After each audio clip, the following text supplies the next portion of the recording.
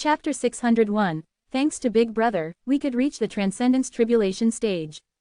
The two lords, upon hearing the eldest brother's roar, immediately withdrew from the battlefield to assist their brother. There is an order in this world, and I am the enforcer. All things stay constant, never changing. The auras of the three lords resonated and the frequency of their energy fluctuations became synchronized. Joint ultimate skill, unpredictable entropy. The three lords were extremely powerful. Their friendship of 7,000 years allowed them to understand each other, enabling their joint ultimate skill to be executed at its utmost effectiveness. This strike had reached the level of the immortal. Thump, thump, thump. Then, they were confronted by Zhang Li's 3 punches. They couldn't even finish shouting their skill names and release their skills before being beaten by Zhang Li. The three lords had a good plan: the strong fight the strong, an age-old truth. As the eldest brother, being a demi-immortal, he was the first under the immortals. With such combat power, who couldn't he beat? After a few days of observation, it was clear that their opponent was not from the immortal realm. That being so, their eldest brother was invincible. Moreover, even if the eldest brother couldn't win, the three of them were as unstoppable as a razor. Their joint ultimate skill was extremely powerful. Zhang Li could certainly not withstand it. Then they experienced the same treatment as the entropy increase lord. It was utterly unreasonable. No matter what technique they used, they only received a punch in return. And that punch was incredibly powerful. Zhang Li fought against the three of them, and it was very difficult. He was afraid that if he put too much energy into his attacks, he would beat the three of them into a state beyond recovery.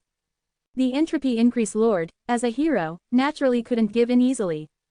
It was only when his two brothers were beaten as miserably as he was, did he show his status as the eldest brother. Stop, stop, stop, I surrender for the three of us. As the elder brother, he could represent the will of the other two. The three lords were badly beaten and bruised. Even with advanced tech, they couldn't be quickly restored. Eldest brother, this fight is too hard. Entropy decrease, being beaten without resistance is not considered a fight. The three lords were glad that this was an uninhabited area, only watched by the cosmic camera, which was under their control, preventing anyone else from seeing. Otherwise, it would have been extremely embarrassing. After Bai Hongtu and Yu Yin repaired the damaged planet left behind by the fight, they came over to Zhang Li's side, looking sympathetically at the entropy increase lord. After living together for 10 days, they thought he was a smart individual, but to their surprise, his intelligence seemed to suddenly drop upon revealing his identity and picking a fight with Zhang Li. How dare he, even I, Bai Hongtu, need to prepare a year in advance before fighting Zhang Li. You mentioned earlier that your eldest brother once climbed the immortal ascension ladder, but hasn't reached the immortal realm, and is a demi-immortal. Bai Hongtu asked. The entropy increase lord glanced at Bai Hongtu and corrected, he is a demi-immortal, not a demi-immortal child. The demi-immortal child is a fortune teller. Before the immortal ascension ladder disappeared, our observer's world was a cultivation world. Taoist ancestors came to our world and taught us the Tao of nature. Our ancestors then interpreted the Tao of nature to mean that all spells and Tao can be obtained from observation of nature. Based on this belief, our world loved to observe and use various spells to observe the world. The most popular divine skills were the heavenly vision and looking through the wall. Before the three of us appeared, our civilization had never seen the Transcendence Tribulation stage, let alone immortals. After our appearance, by virtue of our talents in cultivation, we broke through the limits of our ancestors and became the Transcendence Tribulation stage, and finally saw the immortal ascension ladder hanging in the sky that was present in legends. The entropy decrease lord echoed his older brother at the side. Indeed, if the elder brother hadn't researched spells and caused a calamity due to an error, the three of us would not have faced an imminent crisis and become Transcendence Tribulation stage. The entropy increase lord glared at his brother. We don't need to discuss such trivial details. Oh, the entropy increase lord continued, of the three, I have the highest potential. I was the first to cross the immortal ascension tribulation and became an immortal. After climbing the immortal ascension ladder, I gradually transformed into an immortal body and my spiritual power evolved into immortal power. It was at this moment that a giant hand appeared and broke the immortal ascension ladder. At the moment the giant hand broke the barrier, I saw clearly the owner of the giant hand. It was the Tao ancestor, and there were countless enemies pursuing him behind him who were far more powerful than me. The Tao ancestor saw me too. He spoke in a hurried voice, warning of changes in heaven's Tao, and advised me not to ascend. Then there was the breaking of the immortal ascension ladder, the disappearance of the Tao ancestor, the healing of the barrier, and I became an existence between the Transcendence Tribulation stage and the Earth immortal. Upon hearing Entropy Increase Lord, Zhongli and the others developed a degree of admiration for him. If there were no accidents, he was the first ascender in this world, extraordinarily important. Heaven's Tao has changed, which means that unknown changes are happening in the immortal realm. The three of us have decided that we can no longer cultivate immortality. As such, we rewrote history, erased our previous cultivation history, and changed our story such that we have always been a scientific world. All terms related to cultivation, like Qi cultivation stage, foundation establishment stage, golden core stage and so on, were altered to match the lexicon of the technological world. And to prevent anyone from stepping onto the true path of cultivation, we gathered up all the spiritual energy in the cosmos. Perhaps the observer's ideal of studying science was suitable for our people. The method of observing rules was etched into everyone's blood, highly intuitive, so when we switched to a scientific world, we developed rapidly. Since we couldn't become immortals, we decided to study science, expand laterally, and master cutting-edge science. However, we ran into a problem. Suddenly, Lord Entropy Increase paused and the other two lords changed their expressions, becoming serious.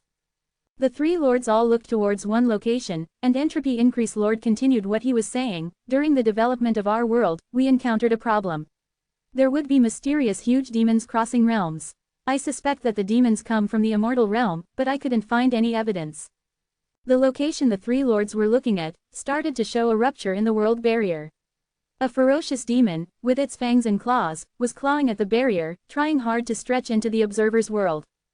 Zhong Li's face tightened. The so-called huge demon was indeed a fallen immortal. Late Earth immortal. Zhong Li discerned the level of the fallen immortal. Even in JoJo, one rarely encounters fallen immortals of this level. Once they appear, they bring a reign of terror. Do you know the origin of this creature? Seeing the expressions on the trio's faces, the Growth Lord felt that the trio knew far more than he did. The heavenly Tao has gained sentience and Earth immortals in the immortal realm have devolved into such a state due to mutual cannibalism. Do you need me to take action? Seeing that Zhong Li was about to take action, the Entropy Increase Lord stopped him, shaking his head. There's no need to act. We demonstrated our level of scientific technology when we fought you earlier. Now that a demon has crossed into our realm, we might as well take this opportunity to show you how we handle this kind of disaster. The demonic beast looked left and right, searching for its target. The three lords released their aura to draw its attention. The three lords flew towards the giant devil. Behind them were streaks of light screens. Dozens of cultivators from the body integration stage emerged from the light screens, and thousands of interstellar warships followed the footsteps of body integration realm experts and arrived at the battlefield. When the Entropy Increase Lord was notified through the camera at the barrier that the devil was about to land, he immediately informed the body integration practitioners to prepare for battle. Chapter 602. Dare you kill me? At the edge of the universe, the great demon roared, exuding immortal level pressure. Warships lined up, raising beams of light that converged above the great demon's head. These beams formed a cage, trapping the great demon within. Naturally, these actions could not really imprison the great demon. The purpose of the fleet was to merely weaken the immortal level pressure. If allowed to spread freely, it could easily cause panic. Laser-heated deuterium to millions of degrees, turning it into a plasma state and generating a cluster of charged particles. The plasma cannon charged up, like lighting candles in the dark. Its brilliance surpassed the stars. The 1,000 Gates plasma cannon fired, concentrating at one point, launched simultaneously and bombarded the great demon. Plasma clusters continually launched, almost forming a continuous beam of light. The great demon roared, ignoring the fleet's attack and charged at the three rulers. There are no living beings in the fleet, Yu Yin said calmly. This contradicted the information they had heard. Zhong Li and Bai Hongtu had heard that joining the military to face the great demon was very dangerous when they were posing as unethical journalists on the 9th mother planet. It seems that there's a large discrepancy between what these three rulers propagate and the reality. Looking at the technological level of this world, the level of automation is very high. It doesn't require too many soldiers, a commander could helm a whole unit of equipment, but the actual number of recruited soldiers far surpasses theoretical value. The principle is the same as the Meteor Group recruiting cleaners. It should be to boost employment. After making a quick deduction, Zhong Li released his divine sense and discovered that the fleet was not made up of golden core stage cultivators but artificial intelligence. The crisis of mechanical intelligence is very dangerous to society, but it poses no threat to those at the transcendence tribulation stage. The three of them should have formed a fleet using artificial intelligence to deal with fallen immortals. Thousands of starships sound intimidating, but their real function is to assist in battle, such as reducing the great demon's pressure, attract the great demon's attention, disrupt its vision, etc. Even if they revolt during a battle, it won't adversely affect the real situation of the war. The three rulers had this confidence. Several body integration realm practitioners took action, using their own domain advantages to attack the great demon. The CEO of Meteor pushed both hands forward, changing the orbit of the planet, accelerating it forward, transforming it into a kinetic weapon, and smashing it into the great demon's body. Someone held a spatial bomb, throwing it at the great demon, disrupting the space around him, causing orientation confusion. Someone rolled up their sleeves, quickly writing a series of multiplicative power symbols on their arm, increasing their strength dozens of times in an instant. They teleported to above the great demon, their hands coming down like mountains, heavily smashing down.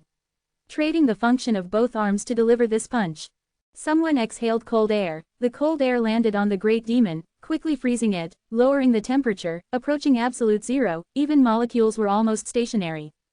Someone's body was no longer human-like, but a mixture of over a dozen animals, with only the head still human-like. The conglomerate was even more chaotic than the great demon. He gathered all animal genes in the world onto his body, using his body as the medium, letting the genes fight against each other, leaving behind only the strongest 12 kinds of genes to modify his body. His 4 hands were all animal heads, simultaneously biting the great demon. The great demon looked like a man in rhino armor and hedgehog spines, with great defensive power. It shook its body, and the spines on its back shot out like sharp swords, piercing through the stars. The great demon relied on its instinctive reaction. It didn't need a sense of direction, let alone a sense of disorientation. Its earth immortal body withstood the attacks of mortal men. The 2 punches of the powerful body integration practitioner, even at the expense of his 2 arms, were mere tickles to it. The great demon's skin turned red, hotter than the sun, enough to distort space and melt ice. It emitted a terrifying aura, causing gene chaos, making the 4 animal heads bite their master. The efforts of those at the body integration stage could potentially annihilate several mother planets, but when used against the great demon, it was not even a threat. They already had a gap with those at the transcendence tribulation stage. The gap with those in the late stage of Earth Immortal was even greater. It was insurmountable. Share the calculation power. The Lord of Entropy Increase gives the order using electromagnetic force, causing a group of beings in the body integration realm to connect their neural networks, forming a neural system connected to the minds of the 3 lords. At this moment, the calculation power of the 3 lords increases, any formula easily obtained, physical rules clearly visible to their eyes. With this, they analyze the strengths and weaknesses of the great demon and devise countermeasures. However, with just a glimpse, they formulate 100 plans, discarding 97 that are unreasonable and impossible to implement, leaving the last 3, 1 main and 2 backups. The great demon breaks through the confinement of the body integration realm. His muscles bulge, revealing countless smiling faces. The smiles emanating from the muscles produce eerie laughter, confusing the Lord of Entropy Increase's sense of direction. Simultaneously, the demon uses its thick tail to lash out at the other 2 lords. The strange power of the sound forces the Lord of Entropy Increase to vomit blood, expelling blue energy while the other 2 lords tumble like bowling balls, shattering countless planets. The great demon takes this opportunity to press on their assault, not giving the 3 lords a chance to catch their breath.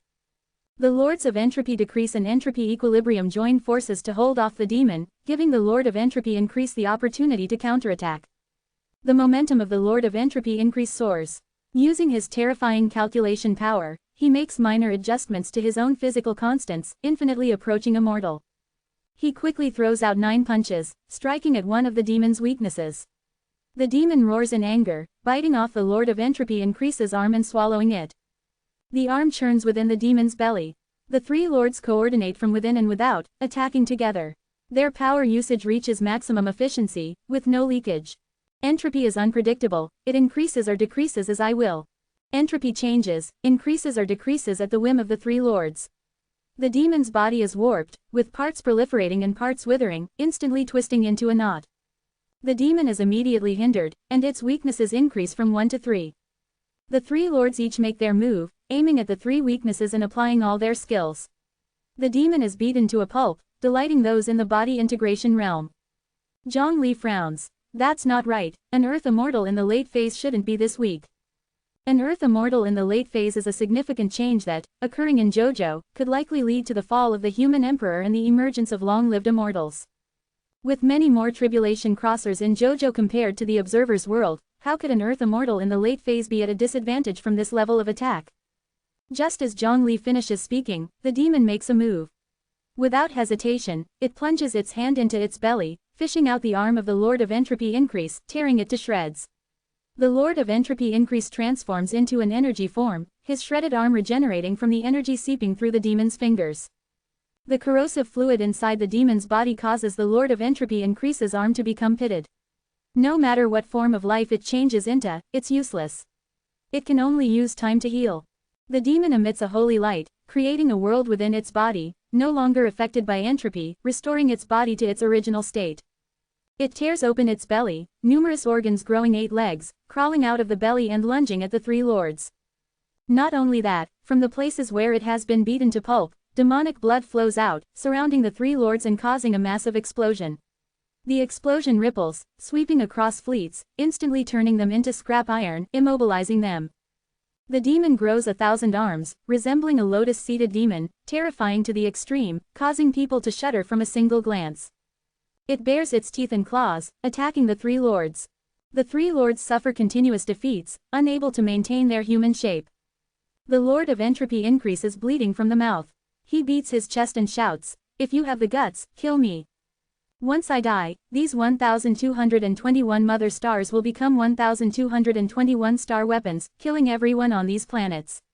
Do you dare to try?" The demon immediately halts its attack. Chapter 603. The Origin of the Star Weapon. The transformation of the Mother Star into a weapon was a secret kept among the body integration realm, and a taboo for the 3 rulers, a matter they didn't wish to broach. The star weapon was never activated.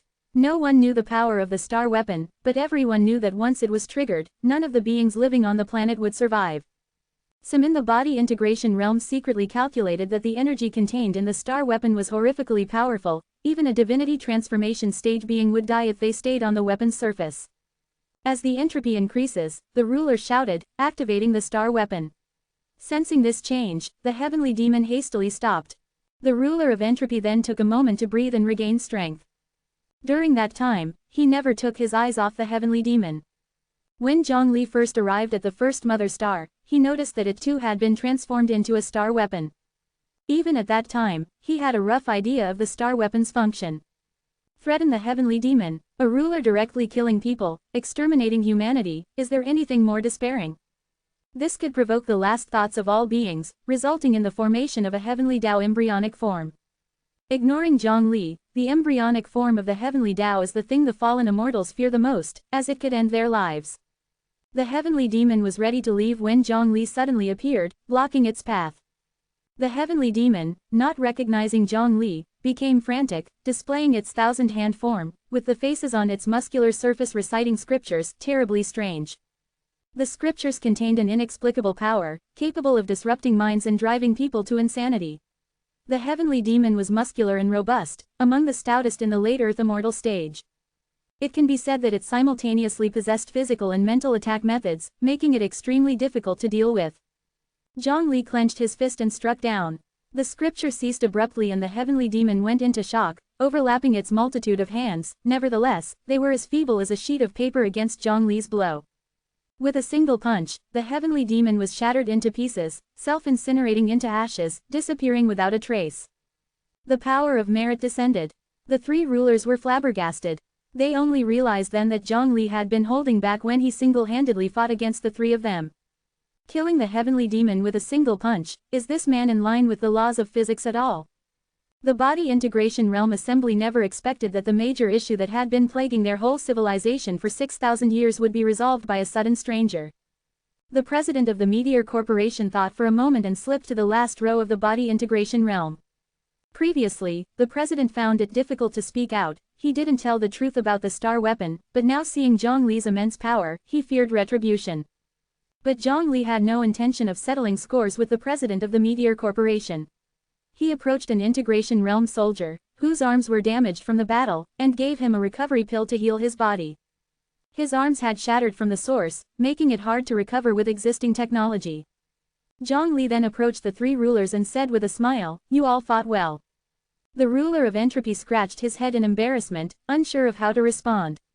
Using the lives of the entire race as a bargaining chip to repel the heavenly demon was not something to be proud of, let alone mention to outsiders. Bai Hongtu came to heal the three. "I read in history books that every time you fight with the heavenly demon, you'd start off at a disadvantage then turn the tables. So this is the method you used." Yu Yin said lightly, "There's nothing to be ashamed of. Preserving the entire world is something to be proud of. Do you know how many worlds in the 10,000 realms have been extinguished due to the machinations of the immortal realm? You're among the rare few who face the methods of the immortal realm without falling into a disadvantage." The three rulers blushed at Yu Yin's praise. After ordering the soldiers of the integration realm to return to their positions, they asked, "I wanted to ask before the fight, Zhongli, you said the heavenly demon is from the immortal realm. What exactly is going on?" "It's a complicated matter, let me tell you slowly." As the one with the most knowledge of the situation, it was natural for Zhongli to explain. "So that's what happened. No wonder the venerable Tao ancestor said there were changes in the heavenly Tao and one mustn't ascend.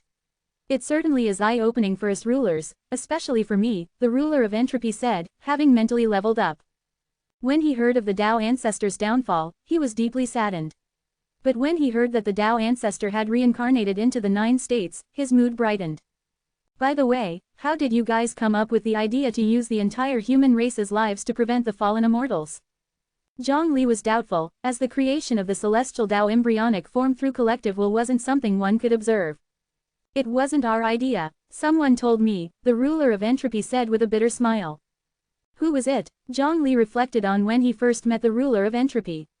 He had called himself a scientist researching ways to combat the heavenly demon, speaking of trial and error, and said everything he knew was heard from others.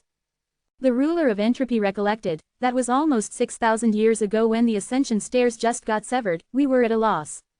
We three, being the pillars, were under enormous pressure. Then, a man in black suddenly approached us, saying that our world would face an enormous crisis and if we wanted to survive, we had to prepare to annihilate all humans. At first, my 2 brothers scoffed at him, thinking his words were nonsensical and contradictory. Only I thought differently. Despite being shrouded, I assumed that man was at least an immortal.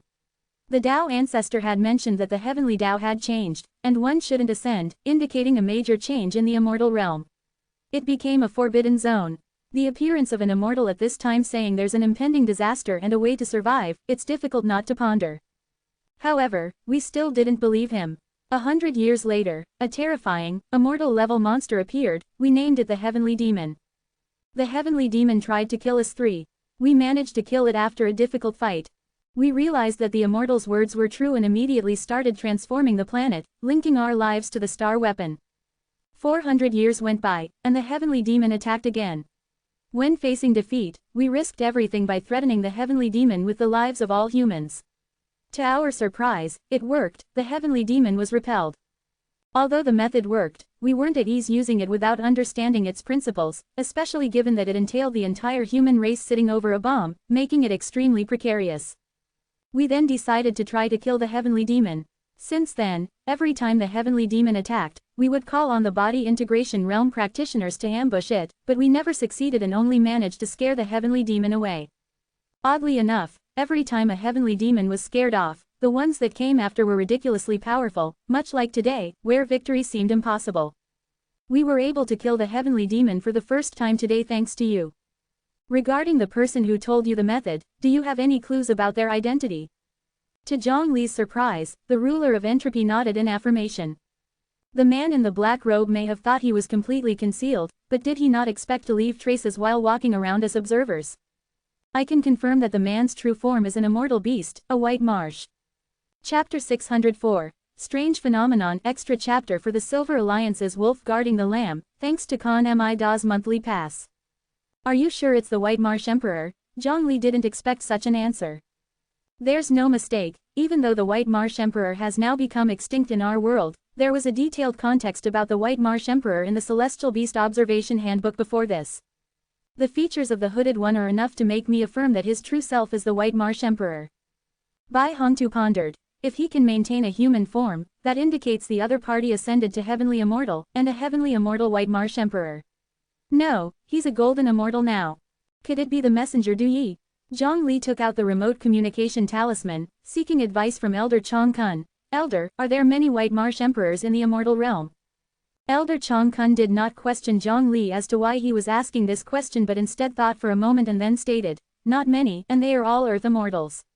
Heavenly Immortal level of White Marsh Emperor, there was only one, the first generation Base Emperor. How could they all be Earth Immortals? It's because the White Marsh Emperor is too smart, hard to control. In the end, immortal beasts are still beasts, the immortals want obedient beasts. So, the immortal realm has intentionally suppressed the White Marsh Emperors, not allowing them to grow. The first generation Base Emperor was an exception, he used various loopholes, a wide range of studies, to become a heavenly immortal. Zhongli disconnected the remote communication talisman. That's confirmed now, it's the messenger Duyi. The entropy ruler couldn't figure out where the problem lay. What's wrong, what's the issue with the White Marsh Emperor? On the 9th Mother Star, we encountered a man who claimed that Duyi had commanded him in his dreams to make the star weapon known to the public, so as to use public pressure to force you guys to dismantle the star weapon. We are aware of this matter. Not only on the 9th Mother Star, similar situations have also arisen on other Mother Stars. I even captured a child who claimed to be the leader of the Truth Alliance. Those children mostly come from official and business families, idle and rebelliant. They have the dream of becoming a hero, thinking that the world is dark and that the world needs them to save it. Zhongli wasn't surprised that the entropy ruler was aware of this matter. Cameras covered every corner of the world, so there was nothing that they couldn't know. So why didn't you guys deal with the child on the 9th Mother Star? Because his methods are too immature and do not constitute a threat. The entropy ruler shrugged. Kong One's methods just made him laugh. He continued. We got to know from the children that they were all influenced in their dreams by a man known as Duyi. From your words, does it mean Duyi is the White Marsh Emperor we saw before? Bai Hongtu nodded. Yes, that's why we find it strange. This person's behavior is too far from the norm. Zhongli suddenly asked. Before this, has your world ever suffered a disaster which had the potential to destroy the world? And I'm not talking about those strange inventions. Yes, but that all happened about 5,000 or 6,000 years ago. They were all very secretive methods, but under our surveillance, none of those disasters managed to stir up a commotion. Yu Yin tilted his head to ask Zhongli, what are you thinking? I have a hypothesis. Let's hear it. These 6,000 years, whether it was sending out a fallen immortal or using conspiracies to cause chaos, none of them were done by Duyi. Then who could it be? The Hong Lake Messenger. At Zhongli's words, Bai Hongtu and Yu Yin were both taken aback and immediately understood Zhongli's meaning. Zhongli continued, from the existing evidence, it seems that it is the responsibility of a heavenly immortal to destroy some worlds. There does not seem to be any overlap. After the Hong Lake Messenger passed away, it's likely that Duyi was responsible for the area the Hong Lake Messenger was responsible for. Then why did they leave behind a method to save our world previously? The entropy ruler didn't understand. They had always thought that the hooded man was a good person of a mortal world. Save the world? He isn't that kind. If you guys knew what his plans were in the other worlds, you wouldn't think he is a good person. Only in your world did he leave behind a method to save the world, indicating that there's something in your world that he wants to know. And from his intentional hiding of his identity, he doesn't want the people in the immortal realm to know. The three rulers thought hard for a moment. The entropy ruler uncertainly said, it might have something to do with a phenomenon we observed. What phenomenon? It's hard to describe. I might as well bring you to see for yourself. The three rulers led Zhongli and the others to a corner of the universe, where it was surrounded by various formations. It was a highly confidential and extremely hidden place. Unless one got close, even those of the same level could not discover this place. The government refers to this place as the Cosmic Data Observation Center, while we three brothers refer to it as the Surveillance Room. Upon entering the Cosmic Data Observation Center, what greeted their sight first was row upon row of neatly arranged videotapes. These tapes have undergone special processing and can be preserved for tens of thousands of years. This is the Mother Star Eye, which observes various things within the Mother Star. This is the Cosmic Eye, which observes the laws between the cosmos. This is the Void Eye, which observes the events happening within the void, as a precaution against the great demons. The Void Eye was a small metal box installed on the boundary wall. About 10 days ago, I observed the three of you through the Void Eye and saw you three lying on the camera, which startled me. At first, I thought the great demon had mutated. The entropy ruler brought out a photo, which was of Zhongli and the two others staring at the Void Eye head to head. It looked very much like they were posing for a group photo. While Yu Yin covered her face, both Zhongli and Bai Hongtu found it interesting and requested a printout from the entropy ruler. Bai Hongtu even particularly instructed, it has to be high resolution, the clearer the better. While printing out the photo, the entropy ruler continued, with further observation, I confirmed that you three were people from another world and had nothing to do with the great demon. So I decided to appear and have a conversation with you. Before you three appeared, I observed a strange phenomenon through the void eye. The entropy ruler rewound the surveillance records of several years, and a statue appeared before everyone. Bai Hongtu exclaimed, the respected God-hidden statue. The faces of Zhongli and Yu Yin turned solemn. This was the complete respected God-hidden statue. You recognize it? The entropy ruler found out that these three knew quite a lot. You continue playing the surveillance. What's the strange phenomenon? When I discovered this statue in the void, whose figure I couldn't make out, I was very surprised, thinking that it was an immortal artifact. Otherwise, how could it float in the void without the slightest damage? When I was trying to fetch it from the void for study, something strange happened. In the screen, the statue of the respected God hidden quietly floated when suddenly a small black dot appeared in front of it.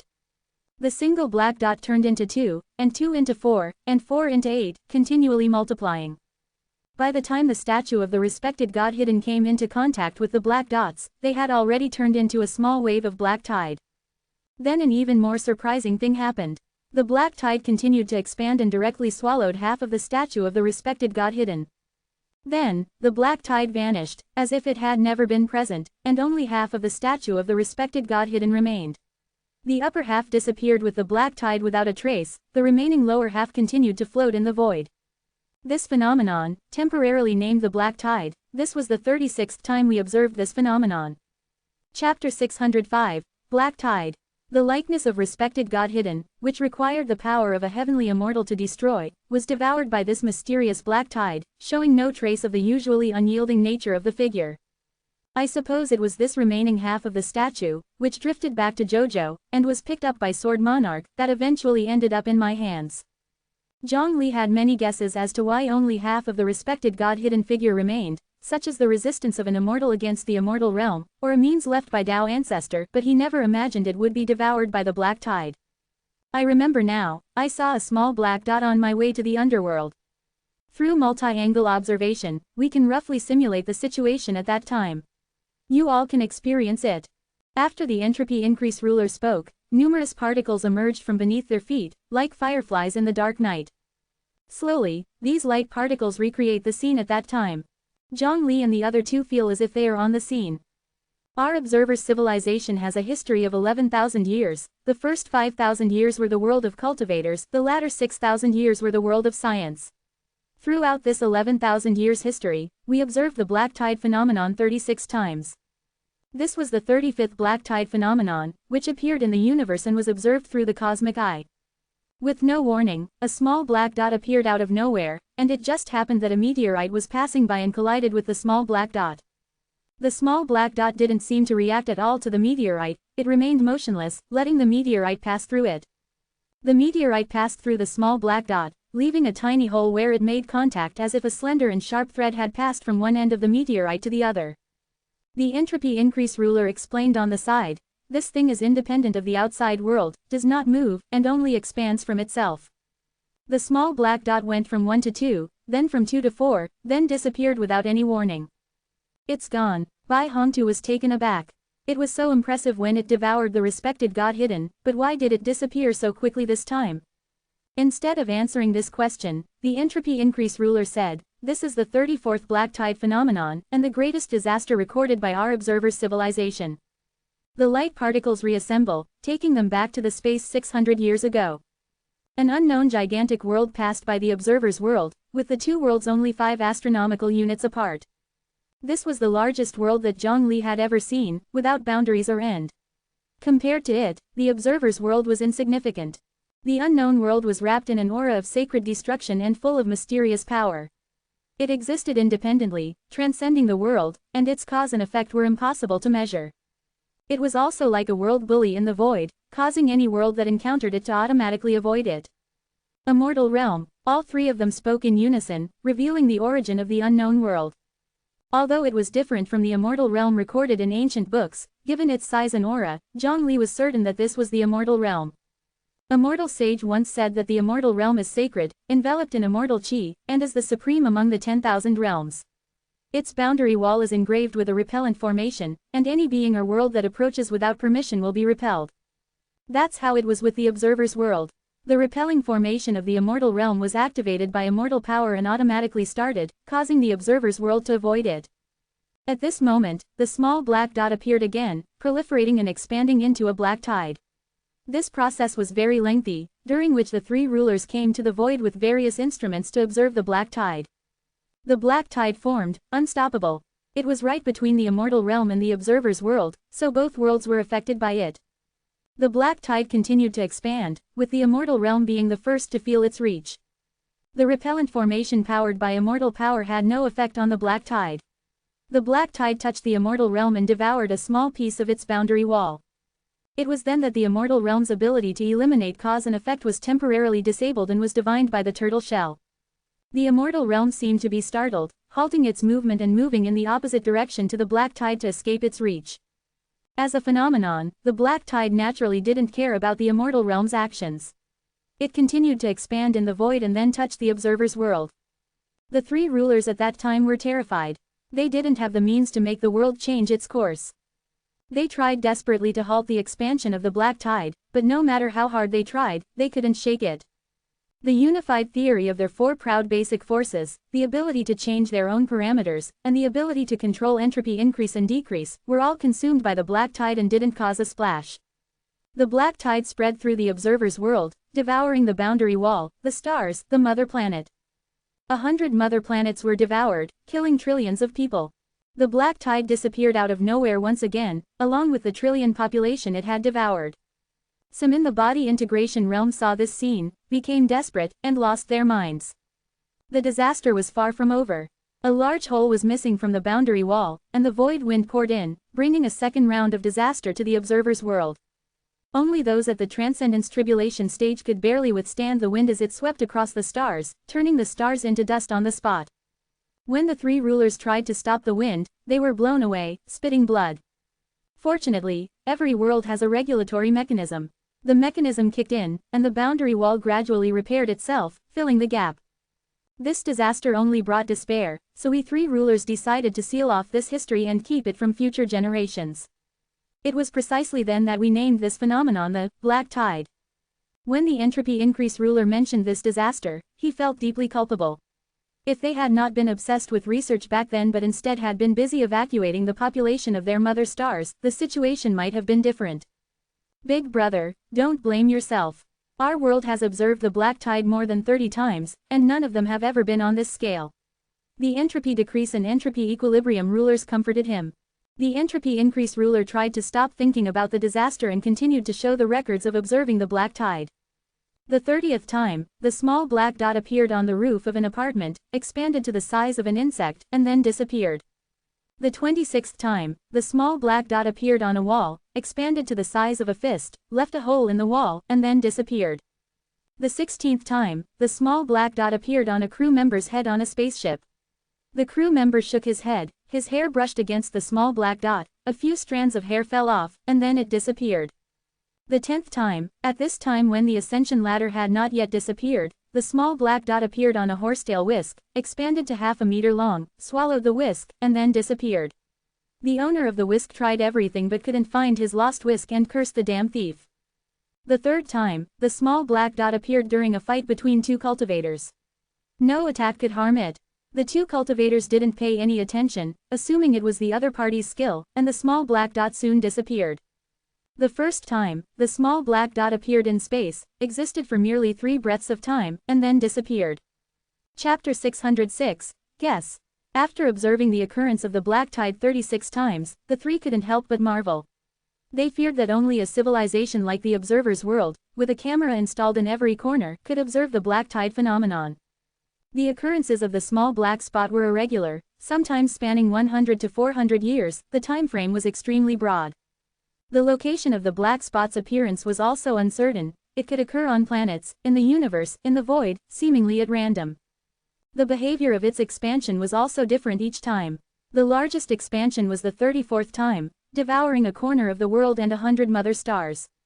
The smallest expansions were the 1st, 9th, 18th, 25th, and 31st times when they didn't seem to expand at all and disappeared soon after their appearance. Moreover, except for the 34th time, the area of the black tide was not significantly large. It seemed as if there were two possibilities for the black tide's existence: it could either disappear directly or begin to expand. Each time the expansion ended, it would face new possibilities: it may disappear, or it may expand. In other words, no matter how much the black tide expands, there's always the possibility it could disappear. What the hell is this black tide? Zhang Li frowned, observing circumstances. The biggest impression given to him is the uncertainty. After many years of analysis, along with some conjecture, we have some general judgment about the black tide, but we can't guarantee its correctness. I would like to hear in detail.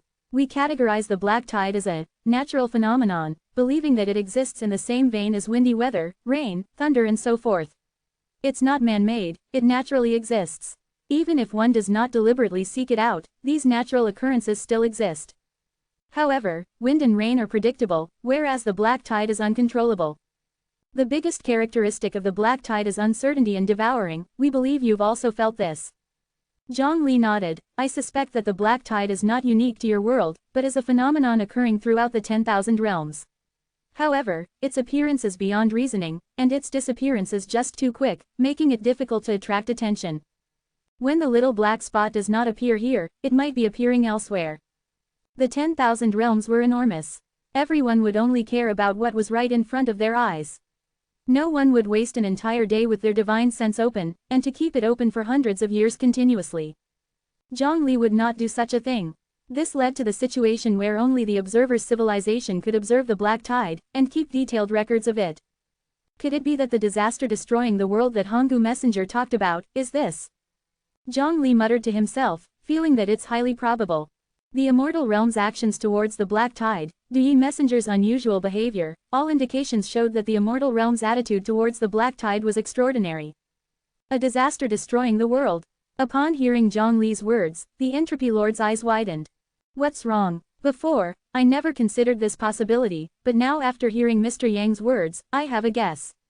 What guess? The black tide's characteristic is uncertainty, correct?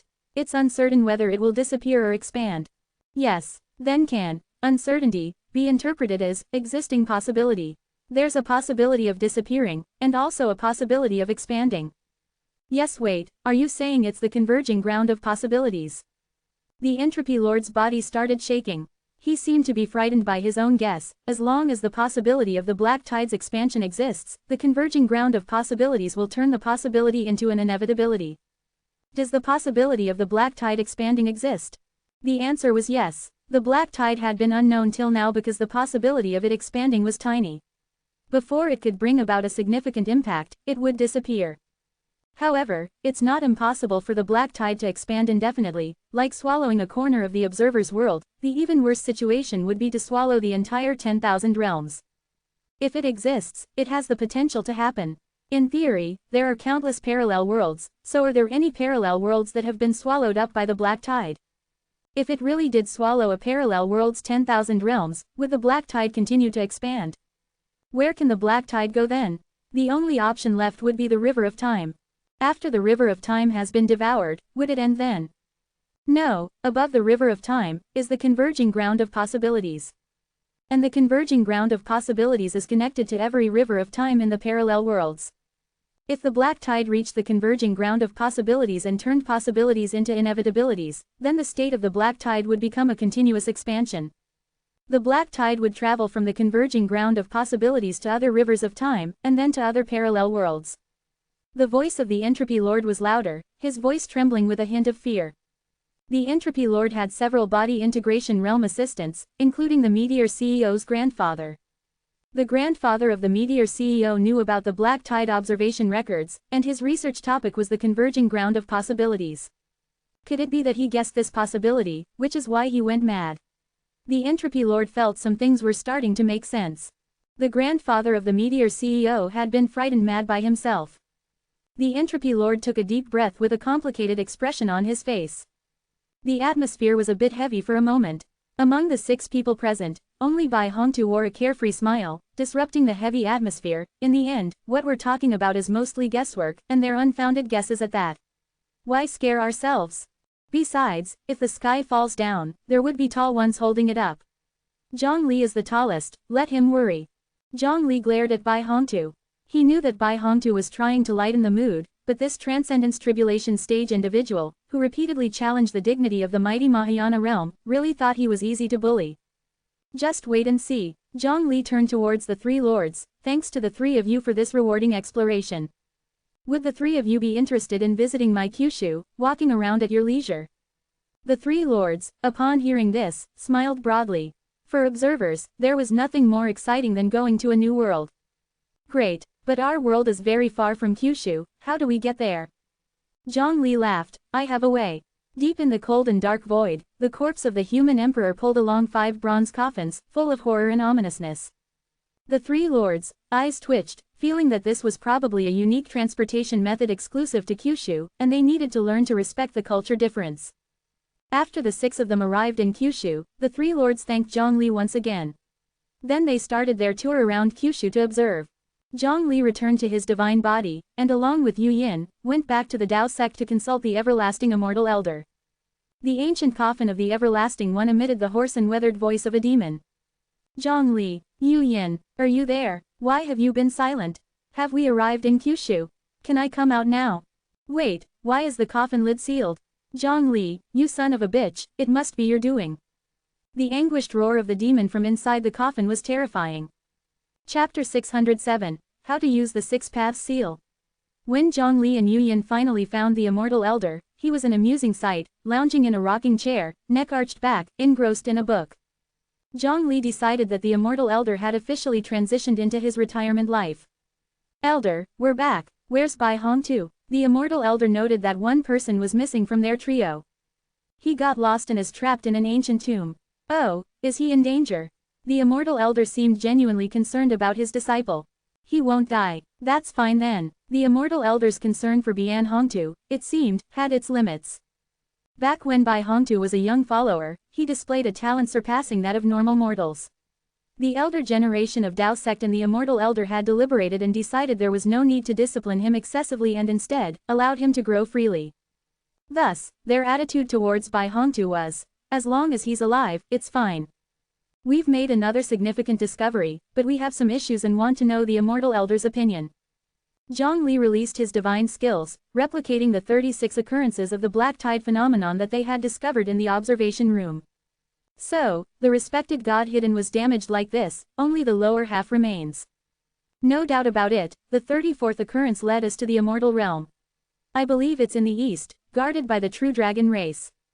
The immortal elder's sharp gaze and observations, even from the outside, managed to determine the location within the immortal realm.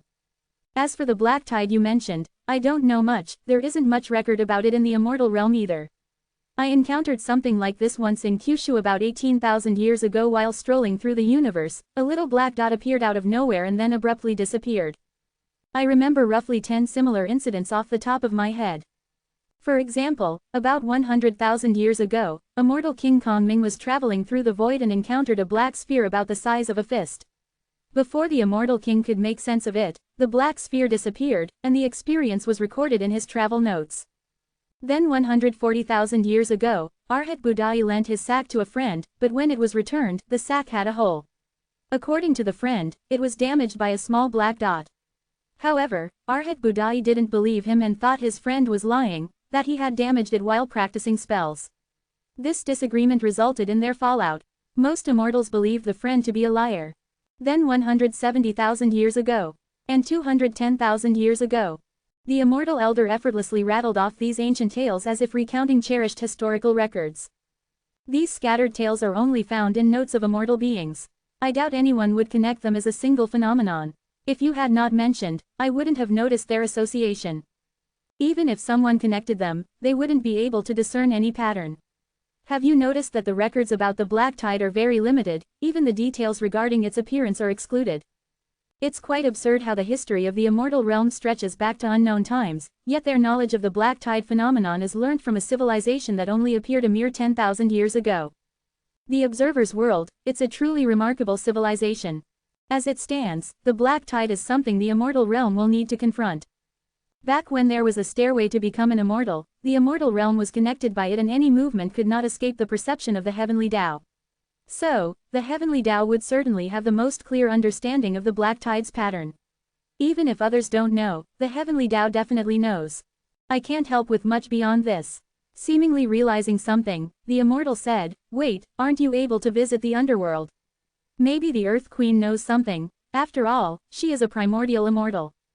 That might work. Zhongli turned his palm, revealing a mark given to him by the Earth Queen, named Six Paths Seal, which allows him to visit the underworld directly without faking his death. But how do I use this? Zhongli widened his eyes, emitting sacred golden light all over himself. With a loud yell, he sharply pushed out his palm.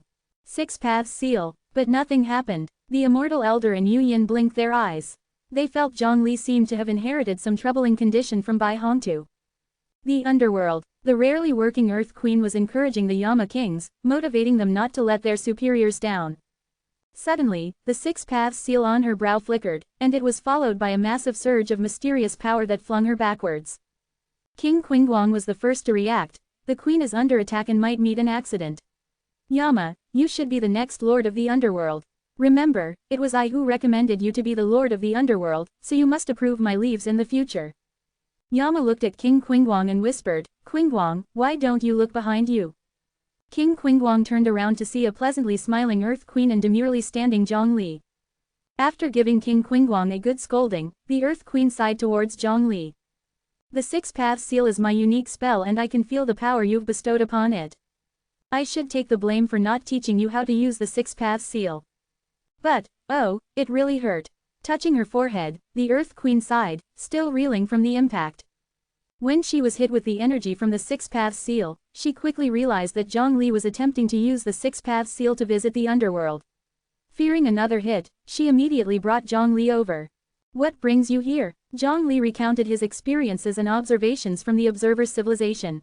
Upon hearing this, the Earth Queen's expression grew grave as she pulled out the original Book of Life and Death. She browsed through the records of the Observer's civilization's deaths from 600 years ago, her eyebrows furrowing. Indeed, after being consumed by the so-called black tide, those people couldn't even reincarnate. Their records of death don't exist in the Book of Life and Death. I don't know much about the black tide. However, I agree with Entropy Lord's point of view, the black tide is filled with uncertainty. Also, at points along the river of time where possibilities gather, it corresponds to the three basic laws of space, time and possibility.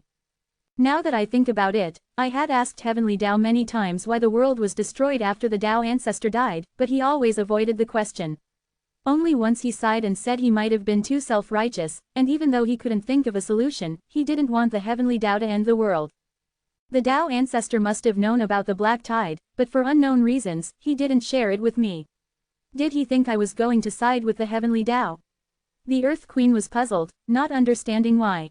Realizing he wasn't going to get the answer he needed from the Earth Queen, Zhongli prepared to leave. The Earth Queen quickly stopped Zhongli. "Wait. What else? I'll teach you how to properly use the Six Paths Seal so you won't hit me with it again. Have you learned it now?" Zhongli nodded his head and cautiously sent out a palm strike, causing the Earth Queen to be thrown off her feet again. "Let me try again. Wait, let me first move the Six Paths Seal to another location." The Earth Queen shifted the Six Paths Seal from her forehead to her palm, so even if Zhongli sent his power through it, she wouldn't be sent flying again. After a few more attempts, Zhongli finally grasped how to use the Six Paths Seal, and the Earth Queen, now at ease, bid him farewell. Chapter 608. In the Immortal Apricot Forest. In the Immortal Realm, within the Immortal Apricot Forest, an immortal was teaching, the atmosphere serene and peaceful. This place was once sacred, where Confucian saints imparted Confucian teachings. In the past, it was filled with immortals. 72 golden immortals even came here to listen to the saints' instructions.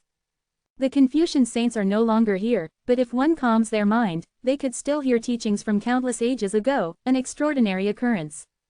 Now, the immortal realm used it for other purposes. Under the immortal apricot tree, Du Yi was teaching. Today we will learn how to safely destroy worlds. The unified will of all living beings could possibly create a new heavenly Tao. This is a death sentence, an absolute taboo. That's why we need to approach the destruction of worlds from various angles. There are 3 key points in world destruction: secrecy, gradual progression, and uniqueness. Secrecy means keeping all living beings oblivious to our actions. This is fairly simple. As heavenly immortals, we have ways to prevent ordinary people from noticing us. There's no need to dwell on this.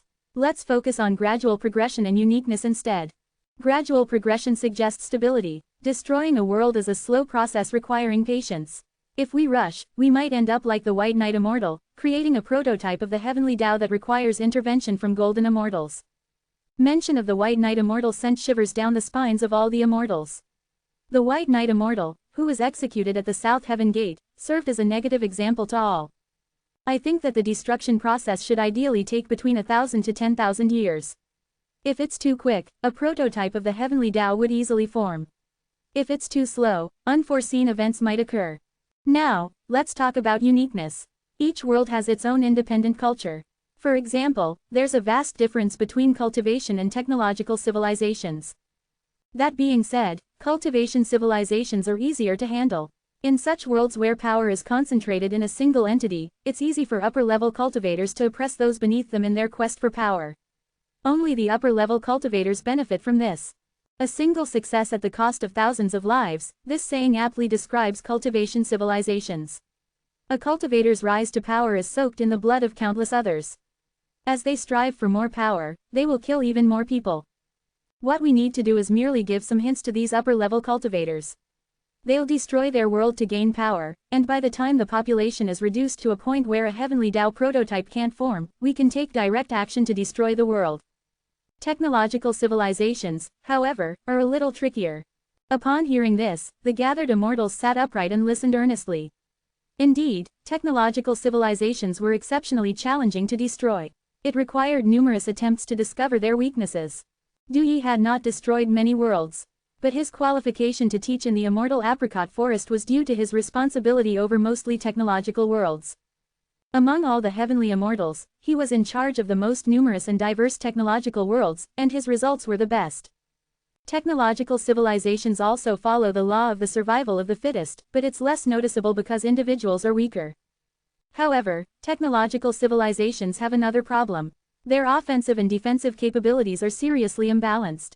May I ask, Du Yi, what does that mean? Let me give you an example. All of us are heavenly immortals. If two of us were to fight, how long would it take to decide the winner, if there could even be one? Our offensive and defensive capabilities are roughly similar. I attack, you defend, you attack, I defend. There's lots of back and forth action, but the actual damage is minimal. Technological civilizations are different. Though weak, unable to outfight even wild beasts, they can produce firearms, cannons, and even more dramatically, nuclear bombs and plasma cannons. Can they defend against these weapons? Air raid shelters, fortresses, can these structures protect everyone? At this point, Du Yi sneered coldly. The answer was glaringly obvious. Ordinary people simply can't fend off these exaggerated attacks. In my opinion, technological civilizations are like little children wielding deadly weapons. When two such children meet, they're likely to use their weapons and perish together. What we need to do is merely give the children even more powerful weapons. If the technological civilization is heavily armed and divided into multiple factions, we can assist them in weapon development, incite internal strife, and encourage them to exercise independent governance. Soon enough, they'll attack each other and the population will decrease substantially. We don't have to worry about the formation of a heavenly Tao prototype in this case, as they do have some semblance of a defense system, giving people hope of survival. Once a large-scale war breaks out, it will last for several years or even decades. They will fall from a flourishing civilization to a wasteland, which should make it much easier for us to act. I've destroyed many civilizations using this method. So that's how it is. Upon hearing Du Yi's lecture, the heavenly immortals had enlightening moments, developing new ideas on how to destroy worlds. Their previous methods were indeed too crude. Mingguo contacted Du Yi via a secret voice message. Du Yi, that is all for now. The Immortal Emperor has called for an emergency meeting of the Golden Immortals. As my deputy and a quasi-Golden Immortal, you need to be present. Yes. Du Yi concluded his lecture briefly and left the apricot forest. You did well. Choosing you to be in charge of technological worlds was indeed a correct decision. Mingguo said indifferently. Thanks to your mentoring, you've been in charge of Hong's worlds for a while now. How do you find it? Not bad. Hong did a good job. I've learned a lot from his methods of world destruction. Even though Du Yi didn't like Hong, he knew better than to let it show in front of Mingguo. That's good to hear. Hong was too eager for success. He ventured into the underworld alone and perished. Don't make his mistake. Du Yi acknowledged his agreement. The death of a heavenly immortal had a significant impact in the immortal realm. After all, who else could kill a heavenly immortal, except for the immortal realm itself? There was a traitor in the immortal realm. The immortal realm began investigating the matter. When questioned, Du Yi was lost in his grief over Hong's death. He said that Hong was a good immortal, dedicated to the immortal realm. Privately, Hong had expressed his discontent over the realm's passive posture toward the underworld, and had been determined to fight on the realm's behalf. However, Du Yi claimed he did not know where Hong went after their conversation. When other immortals were questioned, none knew of Hong's whereabouts before his death. Therefore, the immortal realm concluded that Hong had ventured into the underworld alone, where he was killed by the 10 halls of Yama. Though you qualify to be my deputy, you have destroyed too few worlds to command respect. Assigning you Hong's worlds was also a way to give you more achievements. I plan to ask the immortal emperor to credit all the worlds destroyed by Hong to your record. You should seize this opportunity and destroy all the worlds that Hong failed to. When Du Yi heard this, he put on a grateful smile, but deep inside, he was cursing Mingguo. Hong was in charge of the observer's civilization, a formidable challenge. Chapter 609. What is the relationship between the man in black robe and me and Du Yi? Du Yi Messenger was a thoughtful heavenly immortal, who had visited the observer's world back when the immortal Ascension ladder still existed. There, he learned of a peculiar phenomenon discovered by the cultivators of the observer's civilization, a mysterious tiny black speck that seemed to appear and vanish inexplicably. Initially, Du Yi Messenger dismissed it as a quirk noticed by the unsophisticated beings of the lower realm who found everything extraordinary. But, after scrutinizing it, he became concerned that he, too, was unable to comprehend its nature. This was odd. His Bai-Zi bloodline and his heavenly immortal cultivation meant he was well versed in a myriad of phenomena. Why then could he not understand this tiny black speck? Du Yi Messenger researched for a while, but failing to come to a conclusion, he returned to the immortal realm, letting the matter slide. Nevertheless, he remembered this incident until the heavenly Tao gained consciousness, the immortal realm's powerhouses began their internal strife, and the immortal ascension ladder was severed. He remembered the Tao's words echoing in the mind sea of every heavenly immortal, that amid the impending catastrophe that threatened the 10,000 realms, the immortal realm could not remain indifferent. To survive the disaster, they had to eradicate all life before disaster struck. Afterward, the Tao would remake the 10,000 realms and bring about an era of peace. But what was this impending catastrophe? The Tao never said, and Du Yi Messenger's subtle inquiries to several golden immortals yielded no answers. Du Yi Messenger was distressed, unable to imagine what could potentially annihilate the 10,000 realms, including the immortal realm. It was then that he remembered the tiny black speck observed by the observer's world. He suspected that the black speck was connected to the impending catastrophe.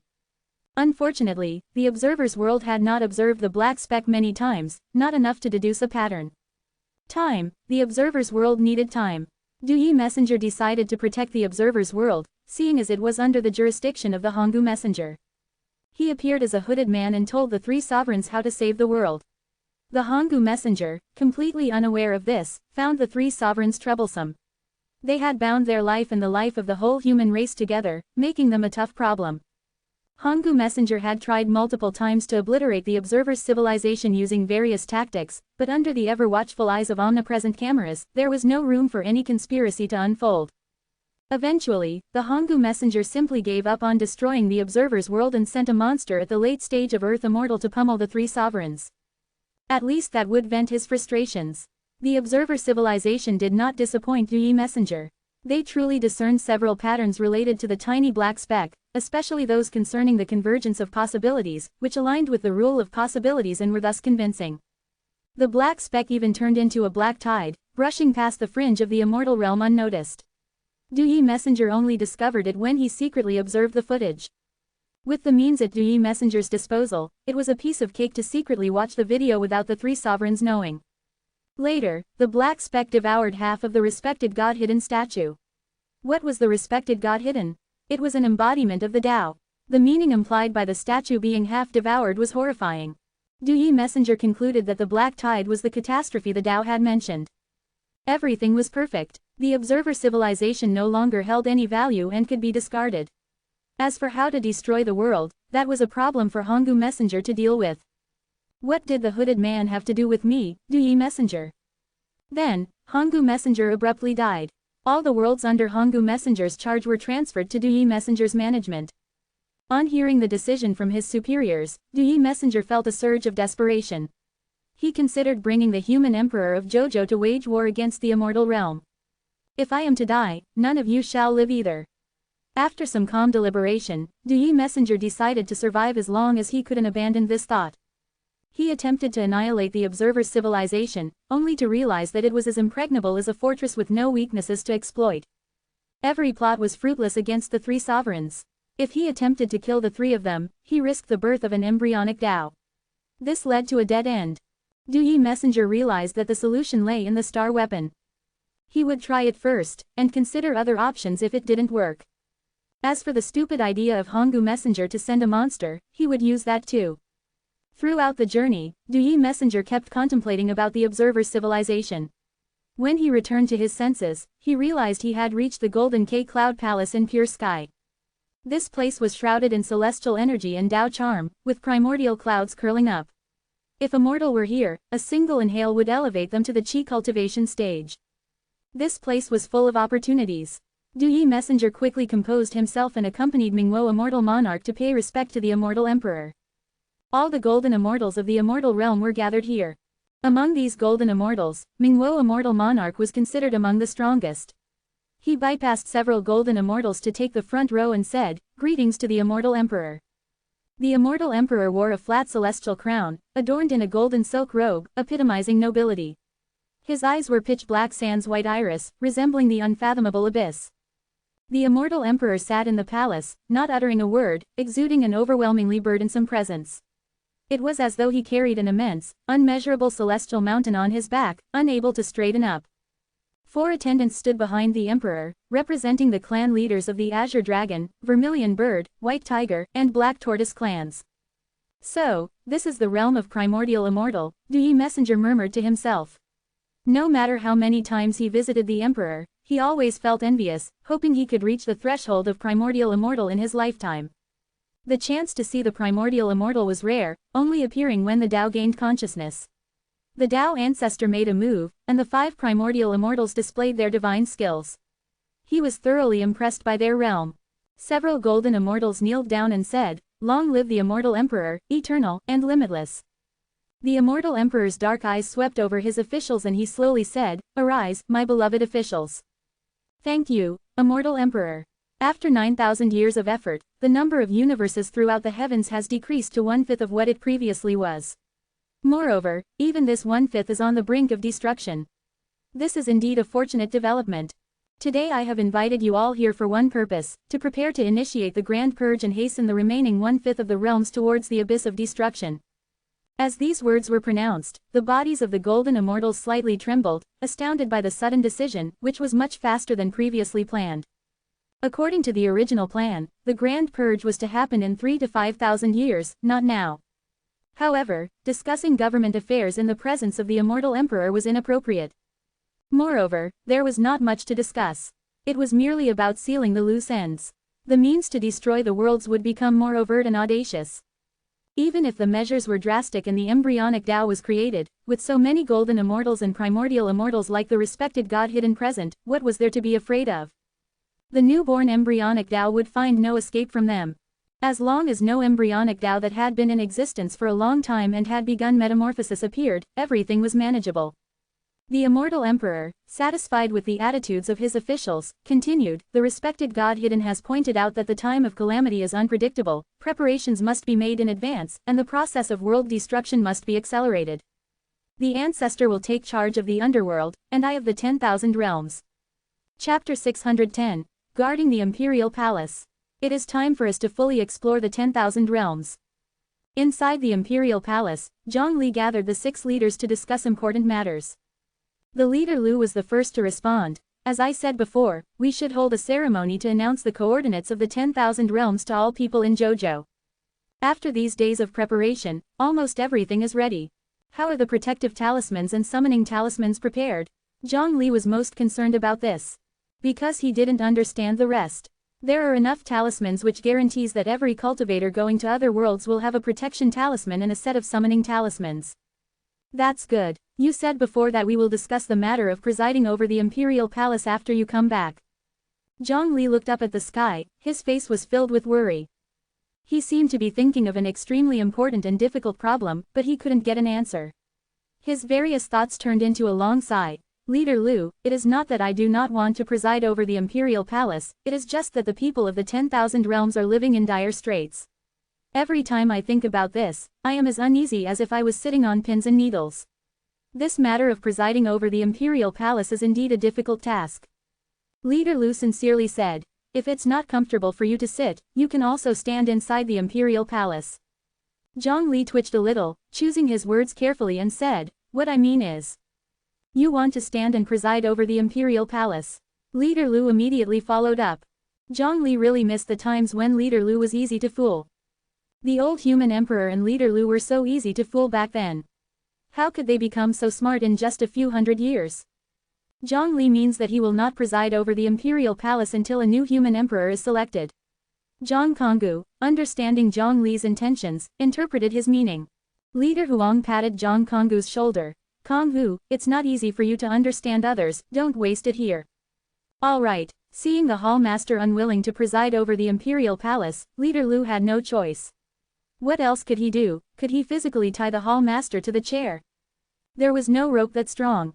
I plan to name the ceremony, 10,000 Realms Exploration Festival, what do you think, Hall Master? Is this a start of a celebration? This matter is worth commemorating with a festival. Okay, I agree. Hall Master, please use the remote communication talisman to contact all major forces. Leader Lu handed a stack of invitations to the other 5 leaders.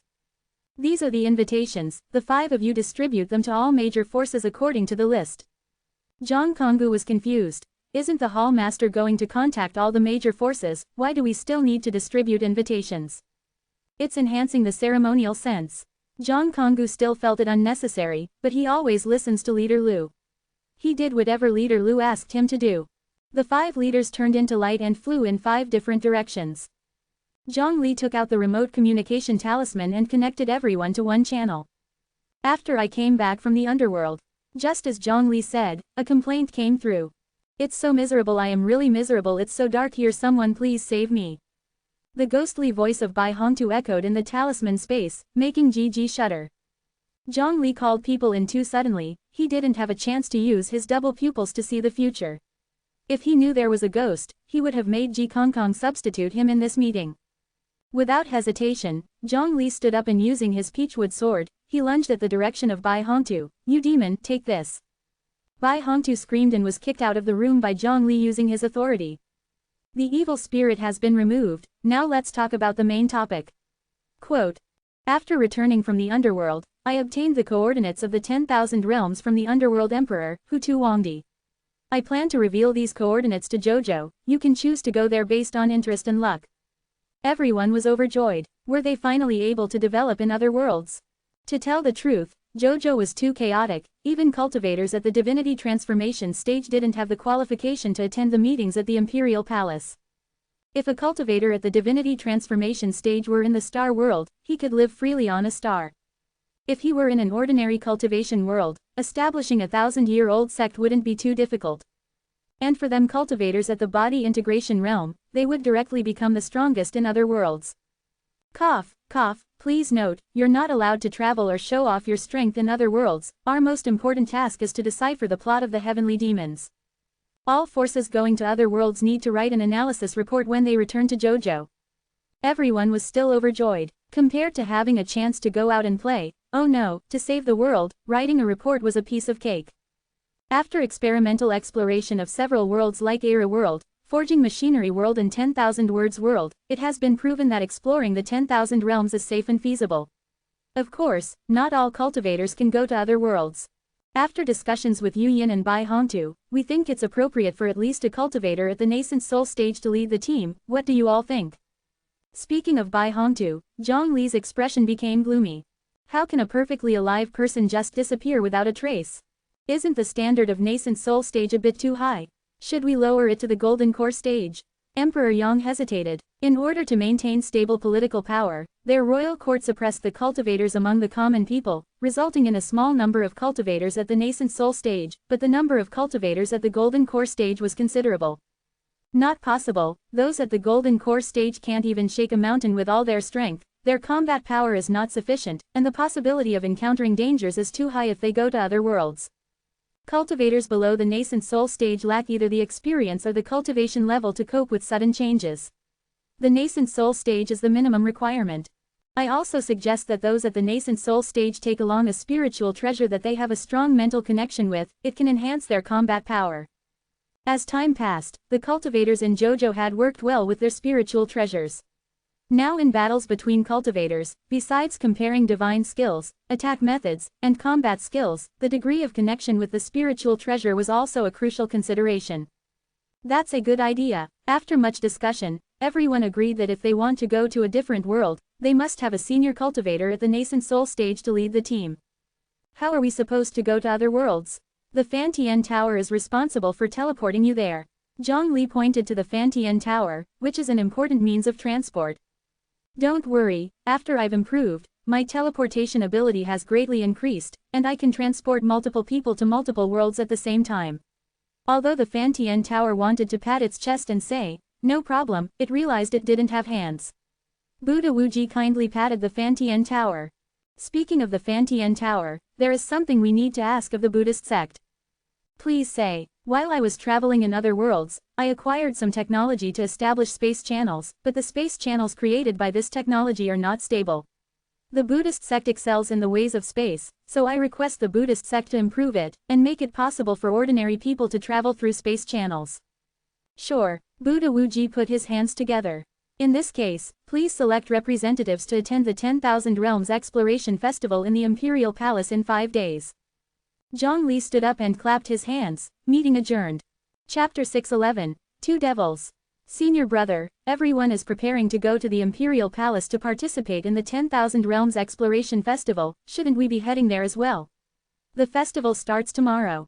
At the edge of the Great Wei Dynasty, deep in the mountains, the old trees are knotted with roots and lush foliage blocks out the sun, creating a pervasive chill that drops the temperature significantly compared to the outside of the mountains. Two disciples of the corpse-driving sect walk within, feeling no discomfort whatsoever. The environment of their sect is even more somber than this. What's there to fear? We're only half a day away from the Imperial Palace. Even if we finish exploring this ancient tomb first, we'll still be able to make it on time. But I haven't heard of any ancient tombs here. The methods taught by our sect do not consider this place a suitable resting place for the deceased. Senior brother's lips curl up in a mysterious smile, not suitable for burials. That only means the one who was buried here was not of high enough stature. The height of the mountain is irrelevant if the mountain is renowned for harboring an immortal. If a powerful figure is buried here, this place will become a suitable burial site no matter what. The junior brother's eyes widened, and his lips trembled. You're saying that a powerful figure is buried here? Just 2 days ago, I happened upon this place and sensed a hint of heavenly machine. The lingering obsession of the tomb's owner, unwilling to have his legacy buried in obscurity, wants to find a destined person to bring his legacy to light. I speculate that there lies a figure of the Transcendence Tribulation stage. After confirming the location, I thought that our combined strength would be limited, so I brought you along. The junior brother shrunk his neck a little, but senior brother, shouldn't the exploration of the tomb of someone of the Transcendence Tribulation stage be handled by someone of elder rank? We won't even glimpse the coffin if we lose our lives in the process. Let's scout out the place first. Discovering a tomb and then exploring part of it are different when accumulating contribution points for the sect. The two carefully ventured deeper into the cave, using the night viewing spell, concentrating their spiritual power into their eyes, enabling them to clearly see the structure of the tomb in the dark. The cave's walls had paintings of mythical beasts, so lifelike they looked as if they could jump out of the wall and roar at any second. The terracotta soldiers were arranged in orderly lines, weapons at the ready. They seemed like they were waiting for an inspection by an ancient ruler. Looking up, a massive and terrifying ghost was branded on the ceiling, bearing its fangs and claws, as though the mythical creatures on the walls were nothing more than its prey. The junior brother felt goosebumps all over his body under the gaze of the terrifying ghost, feeling like a terrible and ominous thing would happen to him. The senior brother, however, didn't seem to care much. He was fixated on the weapons in the hands of the terracotta soldiers, a glint in his eyes. This was a golden opportunity. He bowed before one of the soldier figures, muttering phrases about separating the world of the living from the dead while merely wanting to acquire some opportunities, asking for the permission of the tomb's owner. The weapon is held tight, I can't pull it.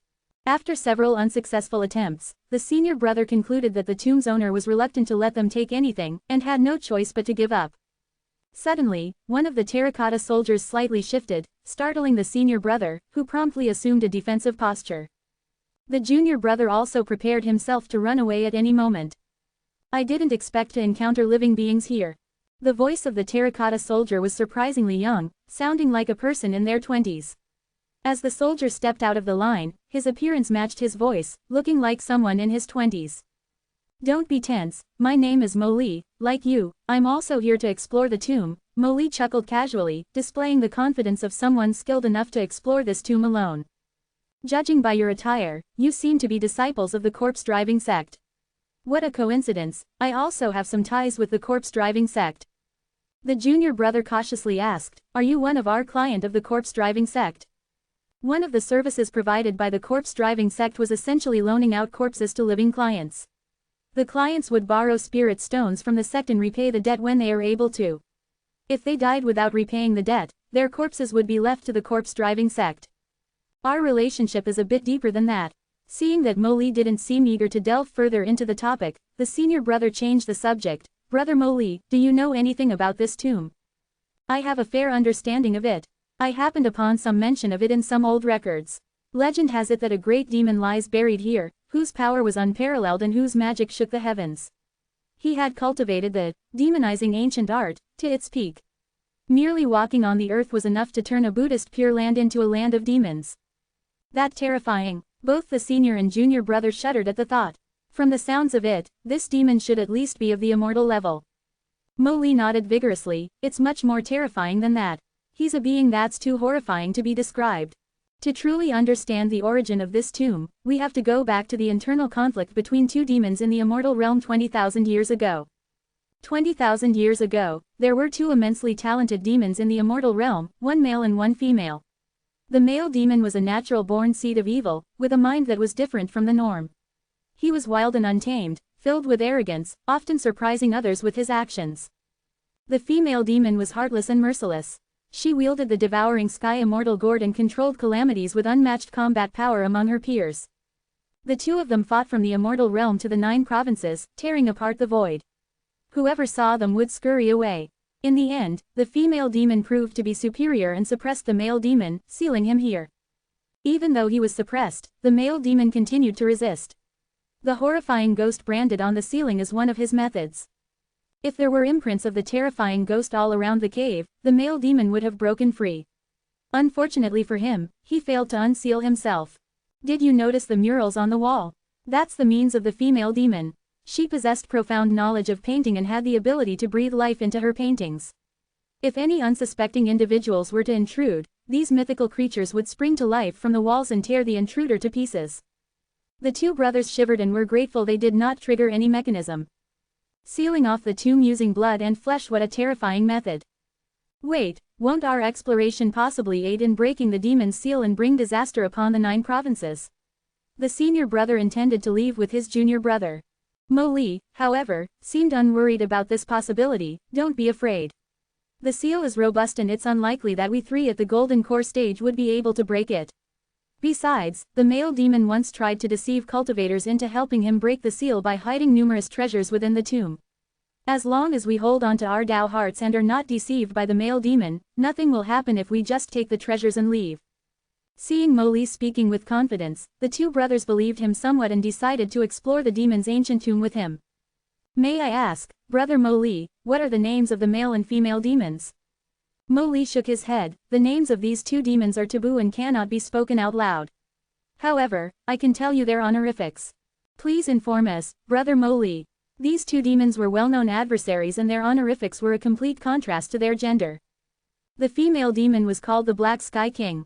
Then the male demon is called the White Sky King. The expressions of the two brothers turned peculiar. The honorific of the female demon was domineering, but the male demon, it kind of felt like a dawn was breaking. The cave began to shake, making it seem like the male demon was awakening, displeased with his honorific. Chapter 612. The Demon Lord Unsealed. Just yesterday, while Zhongli was preparing for the 10,000 Realms Exploration Festival and got expelled out by Placement Prefect because he found it troublesome, he received a system task. New task. Under the guidance of Sword Monarch, in a hidden place, find the tomb left by the nine-tailed Sky Fox 10,000 years ago, which contains the Sky Fox's inheritance that is placed in a coffin at the depth of the tomb. Please explore the Transcendence Tribulation Stage tomb and open the coffin. This task can be dropped. Task rewards. A set of Sky Fox 9 transformations, a random note from an immortal, and a new ability to be immune to illusion techniques. Zhongli had an impression of the nine-tailed Sky Fox's tomb. Previously, when he helped Sword Monarch escape from Sword Tomb, Sword Monarch, in celebration of his newfound freedom, gifted the nine-tailed Sky Fox's tomb location to the little white fox on Qin Luan's shoulder. Zhongli wasn't interested in the nine-tailed Sky Fox's tomb.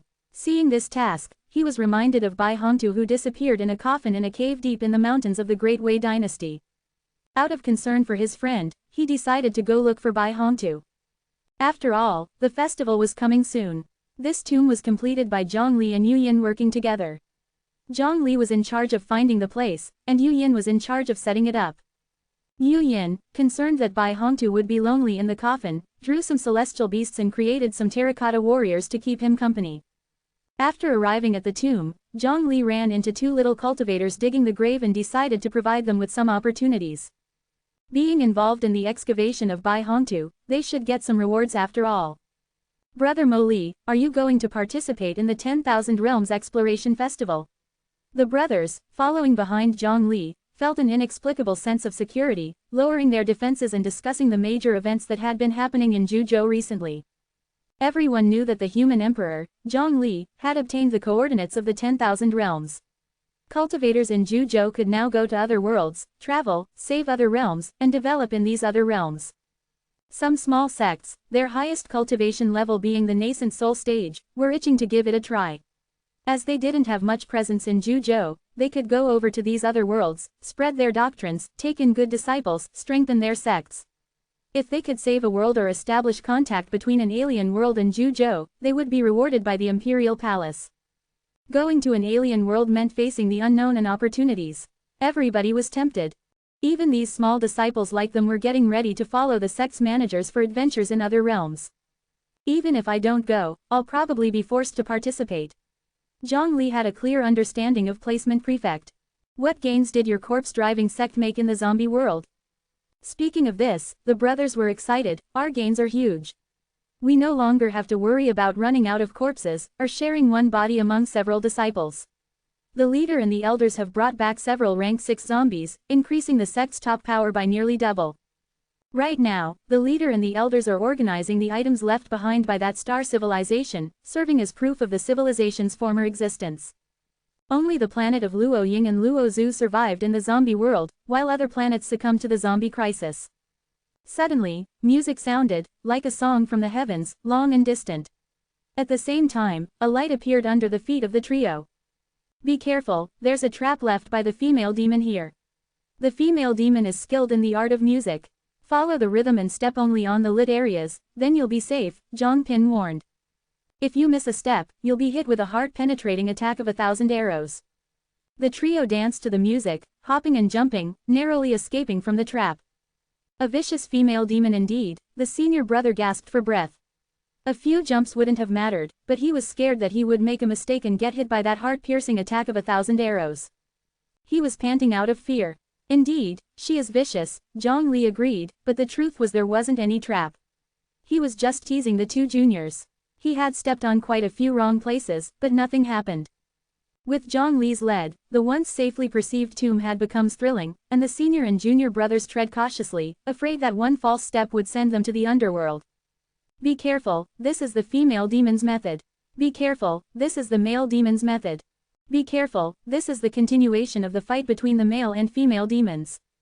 The two, like frightened birds, were so scared that they feared even a rock could bear the explosion runes left by the male demon. Stop, Zhongli ordered. Another trap? No, this should be some kind of opportunity. At the door into the furthest room in the tomb chamber, there was a treasure chest. Zhang Li wore a serious expression, cautiously opening the treasure chest and pulling out the treasure within.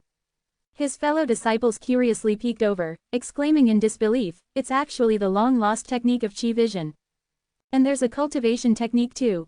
Zhang Li flipped through the cultivation technique, solemnly declaring, "This is complementary to the Qi vision technique and can be cultivated to the body integration realm.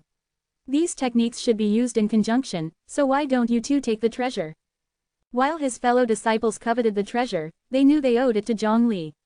"Brother Mo Li, without your contributions along the journey, we would have died in a trap long ago. By rights and by feelings, this treasure should rightfully be yours. How about this? There should be more treasures up ahead. I'll give these two to you, and if we encounter any more treasures, they are mine. How does that sound?" Agreed. The three of them pushed open the stone door and finally reached the deepest part of the tomb. Gazing at the coffin, the disciples held their breaths, unable to believe what they saw. The coffin was suspended in midair, swallowing and exuding a chaotic aura, ancient and mysterious. It seemed to be narrating a millennia-old secret, or perhaps complaining about the inherent unfairness of the heavenly Tao, grumbling about its loss against that demoness. The coffin was sealed with yellow paper talismans, upon which were written 6 large characters: Om, Ma, Ni, Pad, Mi, Hum. Most crucially, the appearance of the coffin was that of the human emperor. But how could this be possible? The seal was set 20,000 years ago by a demoness of the immortal realm. What could this possibly have to do with the human emperor? Wait a minute, could it be that the human emperor traveled back in time to the immortal realm of 20,000 years ago and helped the female demon seal the male demon? Considering the various legends surrounding the human emperor, the disciples thought this was very likely. A mere river of time presented no difficulties to the human emperor. At that moment, a deep and demonic voice echoed from within the coffin, "I am Da Bai, the demon sect leader. If you are predestined, step forward and recite the mantra, Om Mani Padme Hum, with utmost sincerity to lift my seal. If you help me break the seal, I will make you the vice sect leader of the demon sect." That voice held a hypnotic power, causing those who heard it to subconsciously feel he was lying. The disciples were horrified. A sentient spirit has emerged from the demon's corpse. Thinking of the strong seal set by the demoness, they were not afraid anymore. "You think we'd let you out to harm all living beings? In your dreams. In our 9 provinces, we have the human emperor whose likeness appears on the seal of your coffin. He swept across the world, even heavenly demons are no match for him. Even if you come out, the only fate awaiting you is to be suppressed by the human emperor's hands." The demon sneered incessantly, "Human emperor? He's nothing but a common insect to me. I do not fear him. Let him show himself, and see how I defeat him in a single move." Seeing that the 2 runts were refusing to help lift the seal, the demon maneuvered the coffin to stand upright.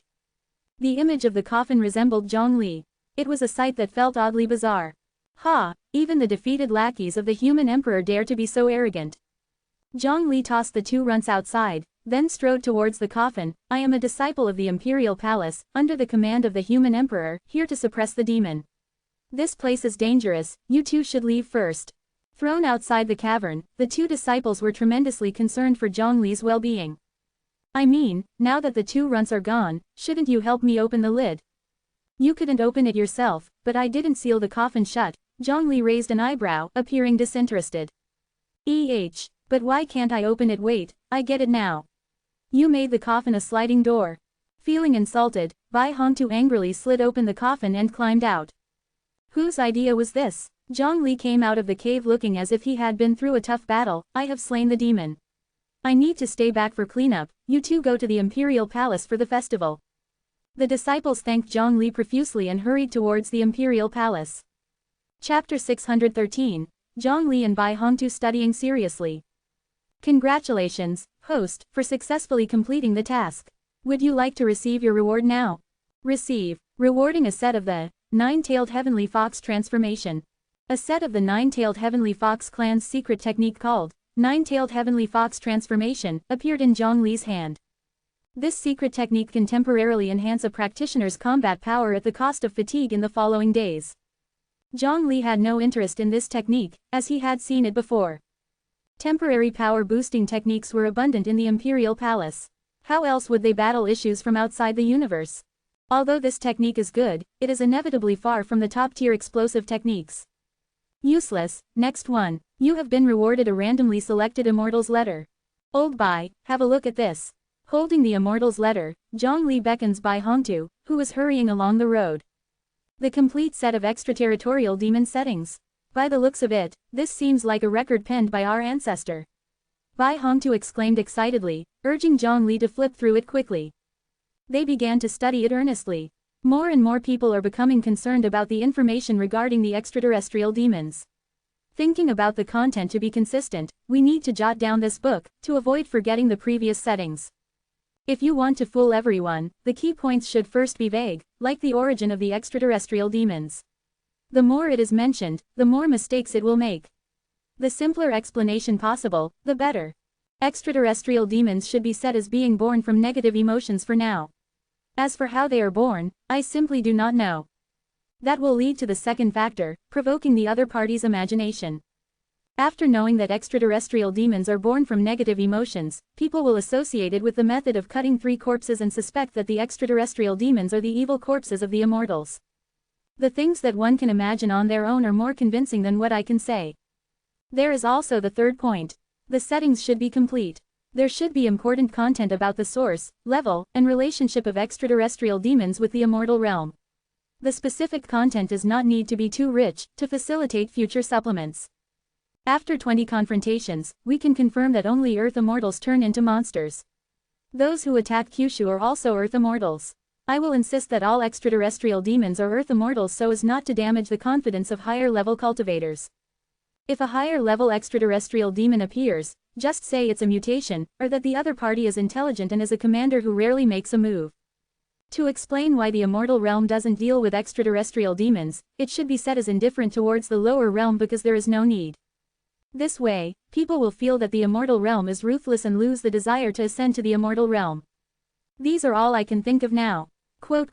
Wait, how did Zhongli suddenly become a Mahayana realm? How did he practice this? Is there really a Mahayana realm? Although it's a good thing to be able to become a Mahayana realm, the problem is that as Zhongli's experience grows, he seems to have found the holes in my fabricated lie. I insist that extraterrestrial demons do exist. What can he do to me? How is it that Zhongli can go to other worlds now? Is his talent in space law so exaggerated? This child has encountered extraterrestrial demons in other worlds, more and more information is known, which is hard to fool. Fortunately, when I previously answered questions about extraterrestrial demons, I left a margin using phrases like, perhaps, possibly, probably, and, presumably, so I can keep fabricating. Bless my master, I managed to trade a single time. There are indeed benefits to reading more books. Bless my master, I managed to trade again. Zhongli went to the world of superpowers again. Let's see what intelligence he can bring back this time. I have the confidence that no matter what intelligence he brings back, I can trade back. Having finished reading, Zhongli and Bai Hongtu looked at each other. Clearly the immortal elder is superior, and we still have a lot to learn. The systematic method of deception by our ancestor is worth serious study. Opening a new function, immunity to illusion technique. Zhongli studied the new function and found it was similar to immunity against heart demons. The system discovered it first, then notified the host to consume origin points for immunity. This was also a useless function for Zhongli. The more he used it, the more Zhongli felt that the system wasn't that useful. When the two arrived near the imperial palace, they found it abuzz with people and festively bustling. Come and see, take a look. Feiyan Commerce Association's latest Otherworld survival bag. Don't miss it while passing by. Zhongli bought a storage bag and carefully checked each item along with their brief descriptions. Saplings of the house tree from the spirit plant sect, along with a recorder with the planting mantra, pre-recorded, so you can build a house anywhere. Gold and other precious metals, most other worlds will accept gold as currency. Divine Sense Communication Tool, the language in other worlds is different from Kyushu, this will allow you to communicate via Divine Sense, no translation needed. Small jars filled with spiritual energy, other worlds might not have spiritual energy. Storing in advance can prevent the depletion of spiritual energy. 100 simple survival tactics, includes water storage, flame, golden body. Antidotes, fasting pills, rapid pills. Simple communication tool, can withstand heat and cold, can contact within a certain range without worrying about signal interference. Also, a life-saving brocade bag. Zhongli opened the brocade bag. Inside was a small note, if you can't handle the otherworld, don't be ashamed. If you can't fight it alone, seek help.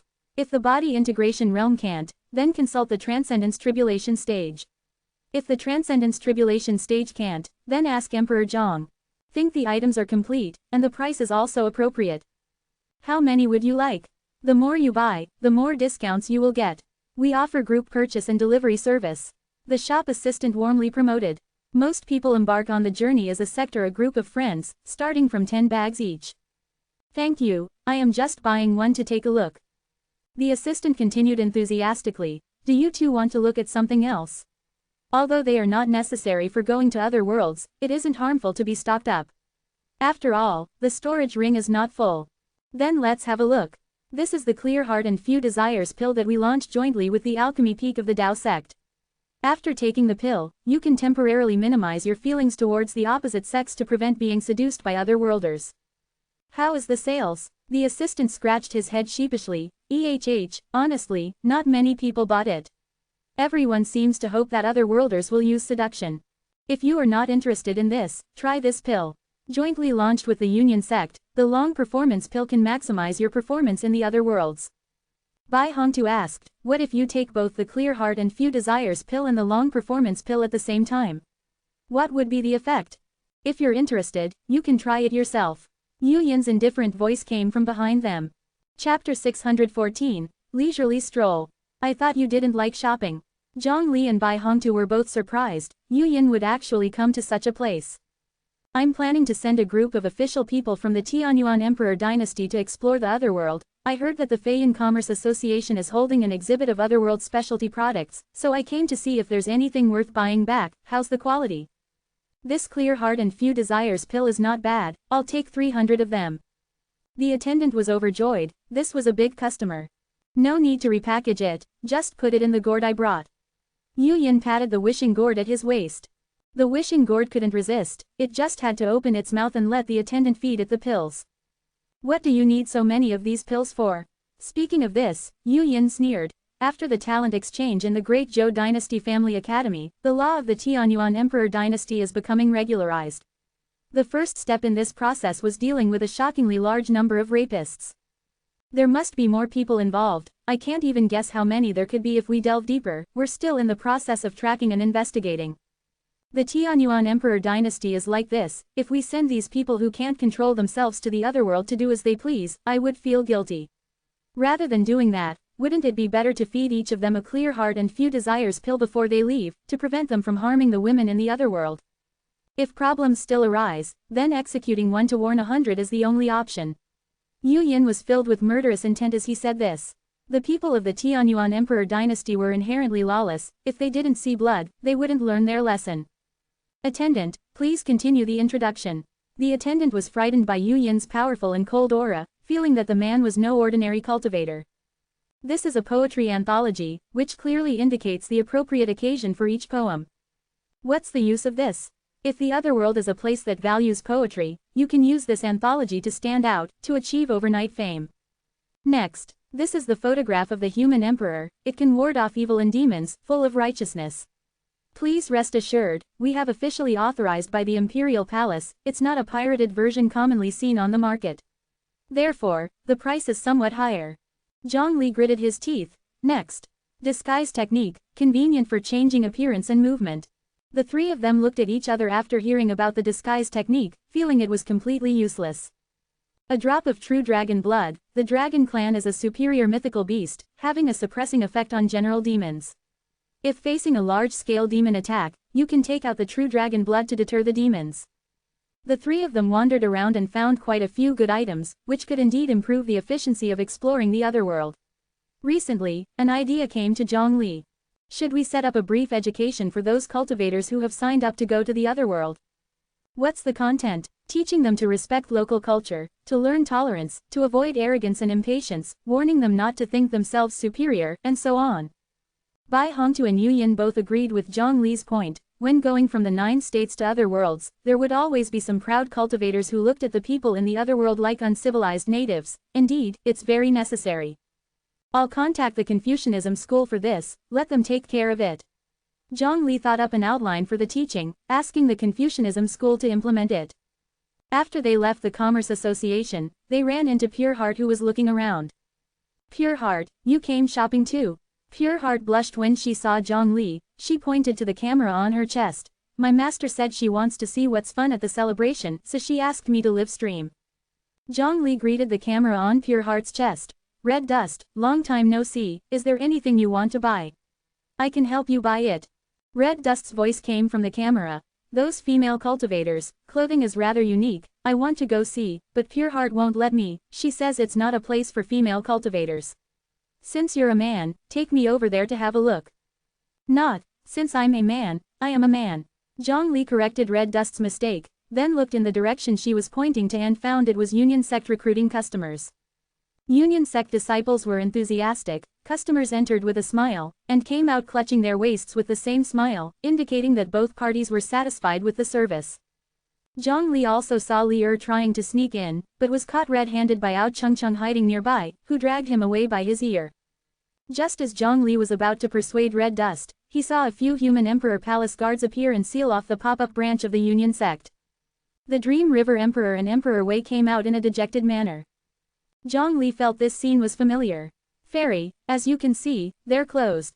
Red Dust was quite disappointed. She wanted to buy a few nice-looking clothes from Union Sect. Well, never mind then, I don't really have anything specific I want. Pure Heart, you can go anywhere you want, I'll follow you, no matter where we go, we'll meet something interesting. As the four of them strolled around, Zhongli took the initiative to ask Pure Heart, what have you been doing lately? I've been following my master to learn the way of yin and yang, and I've made some progress.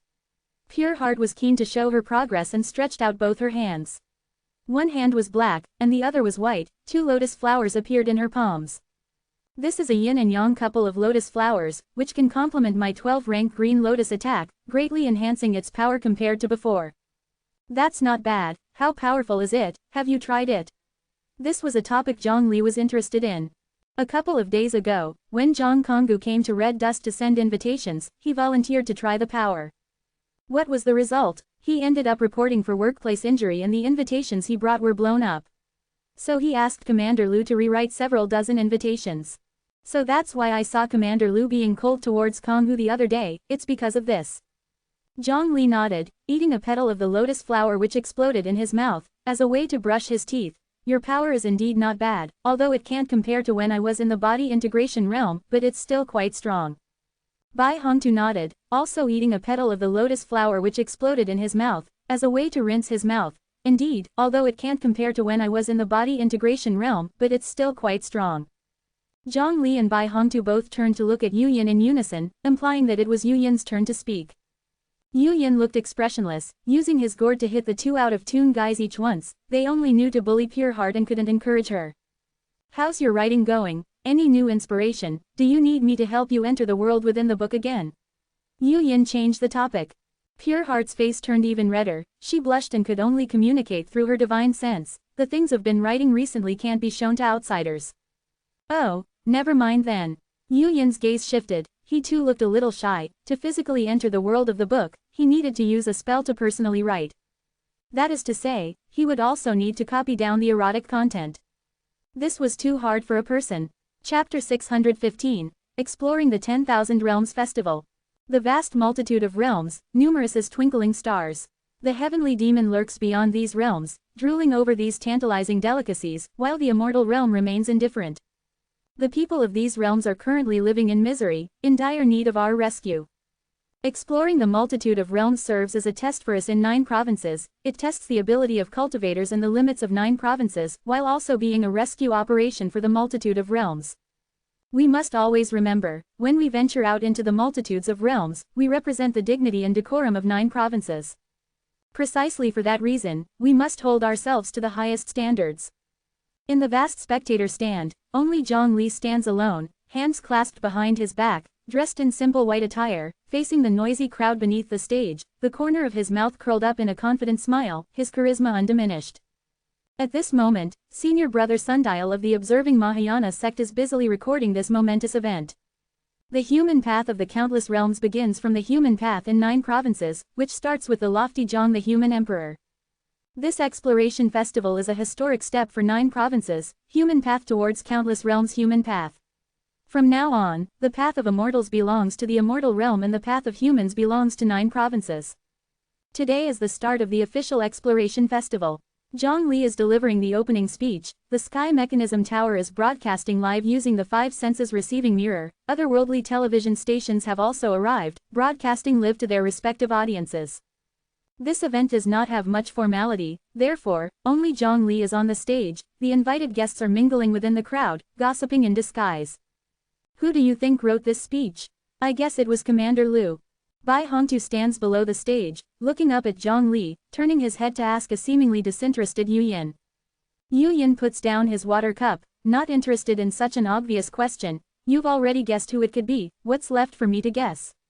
I guess it was written by Zhang Konggu. The Holy Maiden of Pure Heart softly corrected them, it could have been written by Zhongli himself. Yu Yin gave a cold laugh, as if he had heard the funniest joke of the year. Before Yu Yin could say anything, Bai Hongtu chuckled secretly. Zhongli's language proficiency can produce a presentable opening speech. Yu Yin rolled his eyes at Bai Hongtu. You're not much better than Zhongli. Bai Hongtu argued back. Stop belittling me, you need to provide evidence for your accusations. Seeing that Bai Hongtu had no appreciation for his own mediocrity, Yu Yin decided not to spare his feelings. 500 years ago, after a certain human emperor selection test ended, the old emperor sighed and said that spending time with you and Zhongli felt like an eternity. Both of you were excited and asked if it felt like celebrating the new year every day. This new interpretation of an idiom shows our capability. So, do you admit that you're on the same level as Zhongli? Bai Hongtu was left speechless, realizing he had fallen into Yu Yin's trap. Bai Hongtu, you rarely get stumped. Gigi's mocking voice rang out beside them. Gigi grinned and approached Bai Hongtu and Yu Yin's group. Bai Hongtu ignored Gigi's mockery. Why did you come over as well? Aren't you using your third eye to see the future? Gigi looked up at the confident Zhongli on stage and revealed a hint of envy. After all, this is the beginning of a new era, seeing it through the third eye and watching it live are two different experiences. It's a pity, if I hadn't returned home to inherit the throne, I could have been the one standing on stage today. Bai Hongtu scoffed at Gigi. Enough already, still talking about inheriting the throne as though you could become the Zhou Emperor once you went back. If Zhongli hadn't missed 2 of the human emperor selection tests and helped you uncover the plot in the royal city, you might be dead by now. Gigi unusually didn't retort. Indeed, he had never expected his siblings to conceive of such a nefarious plot for the throne. If Zhongli hadn't followed him home, he didn't know which humble mound he would have been buried under today. The third eye isn't omnipotent, his siblings knew how to manipulate time and use the drawbacks of seeing the future to avoid certain outcomes and achieve their goals. Gigi fell into this kind of trap. Yu Yin remembered that the 2 times Zhongli didn't participate in the human emperor test, only Bai Hongtu made trouble. The burden on the old emperor obviously decreased, and the old emperor was so happy that his mouth never closed shut. Yu Yin said, although the 3 of us all had the ambition to become the human emperor and had the opportunity to become one, if we put ourselves in Zhongli's shoes, who among us could have performed better than him? Dominant in the world but benevolent, Zhongli's mindset and strength are superior to ours. Bai Hongtu and Gigi stopped bickering, both falling silent and unable to retort Yu Yin's words. Gigi said, actually, I initially thought that Zhongli was very strong, but at best, he'd only reach the heavenly immortal level. I hadn't imagined that he's stronger than the heavenly Tao. This exploration festival is ostensibly to help the multitude of realms escape the disturbance of the heavenly demon, but in practice, it's an outright declaration of war against the immortal realm. The Holy Maiden of Pure Heart's eyes widened. The amount of information contained in Gigi's statement was too great, and she had not yet processed it all. The Fairy of Red Dust, far away in the land of pure dust, eagerly munching snacks, also realized that Zhongli had been keeping some things from them. Hurry up and speak, hurry up. Bai Hongtu was surprised. Zhongli's strength and the truth about the heavenly demons beyond the realm should only be known by those who have passed the transcendence tribulation stage. How do you know? I get it, you used your third eye to see the past and future, right? For Gigi, as long as it was something that happened in 9 provinces, he could enter the river of time and see the truth. Previously, when Zhongli boasted to him about seeing Emperor Shun in the river of time, he paid attention to this matter, entered the river of time, and saw the scene where Zhongli revealed his hand to the sage after returning 9,000 years in the past. At that time, he was greatly shocked and never expected the truth to be like this. Zhongli's strength, and the truth about the heavenly demon, completely overturned his understanding. Seeing that the Holy Maiden of Pure Heart still couldn't understand Gigi's words, Yu Yin simply told her the truth. The holy maiden of pure heart was just shocked by the truth of the heavenly demons beyond the realm, and accepted Zhongli's strength faster than anyone else. I didn't know any of this. The holy maiden of pure heart looked somewhat dejected. Yu Yin shook his head. It's not that he deliberately hid it from you, but rather that only those who have passed the Transcendence Tribulation stage would know of these things. Considering they are the main force of 9 provinces, their psychological endurance is stronger, and the responsibility they bear is greater. If he had told you the truth and you did not believe in Zhongli's strength, yet were scared of the enemy being the immortal realm, what would you have done? His choice to hide it was because he hoped you all could be happier and not have to worry about the future. On the stage, Zhongli finished speaking his last sentence. So, in advance, I would like to wish you all a pleasant journey to these other worlds. Chapter 616, Random Survey. Pant. In the depths of the dense forest, a raggedly dressed man was running for his life as if a man-eating demon was pursuing him. Captain, if you hear me, respond. Zhou Lan, Xiao Meng, Xiao Jia, where are you now? He Chong murmured urgently into the walkie-talkie, hoping to hear a familiar voice. Unfortunately, all he could hear from the device was the crackle of static. Damn it, could they all be? He Chong dared not to pursue the thought any further. Venturing deep into the forest to inspect the condition of the rampant beasts could be considered a suicide mission. If not for being penniless, who would willingly undertake such tasks? Thousands of years ago, the beasts went berserk, their powers surging unexpectedly, violating the ceasefire agreement and launching relentless attacks on the humans. Caught unprepared, the human race suffered heavy casualties. Fortunately, our resilience prevented the beasts from annihilating us completely. The human race urgently reduced its activity range, pooling its strength to protect its homeland. The focus of human cultivation shifted. It was no longer about longevity and sight, but to combat the rampant beasts, referred to as wild beasts. After 100 years of research, it was discovered that the wild beasts had tough skins and strong bodies. Their long-distance combat ability was inferior to close-quarter fighting. But the humans were not physically strong. How could they fight against wild beasts? Continued research revealed the potential for the human body to be immensely strengthened at the cost of drastically reduced lifespan. Those at the Qi cultivation stage and foundation establishment stage lived up to 70 years. Those at the golden core stage lived till 100 years. Those at the nascent soul stage lived up to 130 years. Those at the divinity transformation stage lived until 170 years. To cultivate or not cultivate, not to cultivate was to embrace death. After 1,000 years of development, the human race had thoroughly transformed into physique cultivators with powerful bodies. During this period, technology also advanced, and the world became modern. Humans needed to go through elementary school, middle school and high school, pass the college entrance exam, and enter a physical cultivation university to become physique cultivators. He Chong scored poorly on his college entrance exam and ended up in the least prestigious physical cultivation college. Upon graduation, he did not have much skill and could not reach the physique level required for most jobs. His parents were seriously ill and needed a lot of money. In desperation, he joined a team to explore the dense forest and investigate the recent activities of the wild beasts. The 5-member team was attacked by wild beasts after entering the forest, leaving the captain and 3 teammates, fate uncertain. They were most likely dead. The cause of death was likely the relentless pursuit of a Type 3 wild beast. As the team's scout, He Chong ran the fastest, allowing him to live a few minutes longer than the others when the team scattered. But that was it. He Chong abruptly halted, torrents of cold sweat pouring down his body. A Type 3 wild beast leapt off a tree, its eyes fixed menacingly on him. The Type 3 wild beast was a full 3 meters long, its glossy black fur resembling a wolf, save for its extraordinarily developed forelimbs. With a sudden burst of strength, the Type 3 wild beast pounced, knocking He Chong to the ground and tearing off both his arms. The beast opened its massive bloody mouth. He Chong's eyes widened in horror. Between the gaps of the wild beast's teeth, he could see the captain's necklace.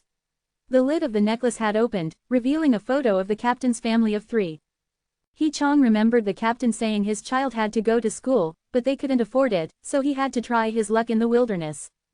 He Chong felt some regretting he hadn't studied harder in the past, and for settling for mediocrity, which led to his failure to get into a good university and his current predicament. Perhaps if he had studied diligently back then, there could have been a different outcome. He Chong broke out into a loud cry, tears flowing, snot dripping from his nose, but the wild beast didn't show any hint of mercy. All it wanted was to eat one.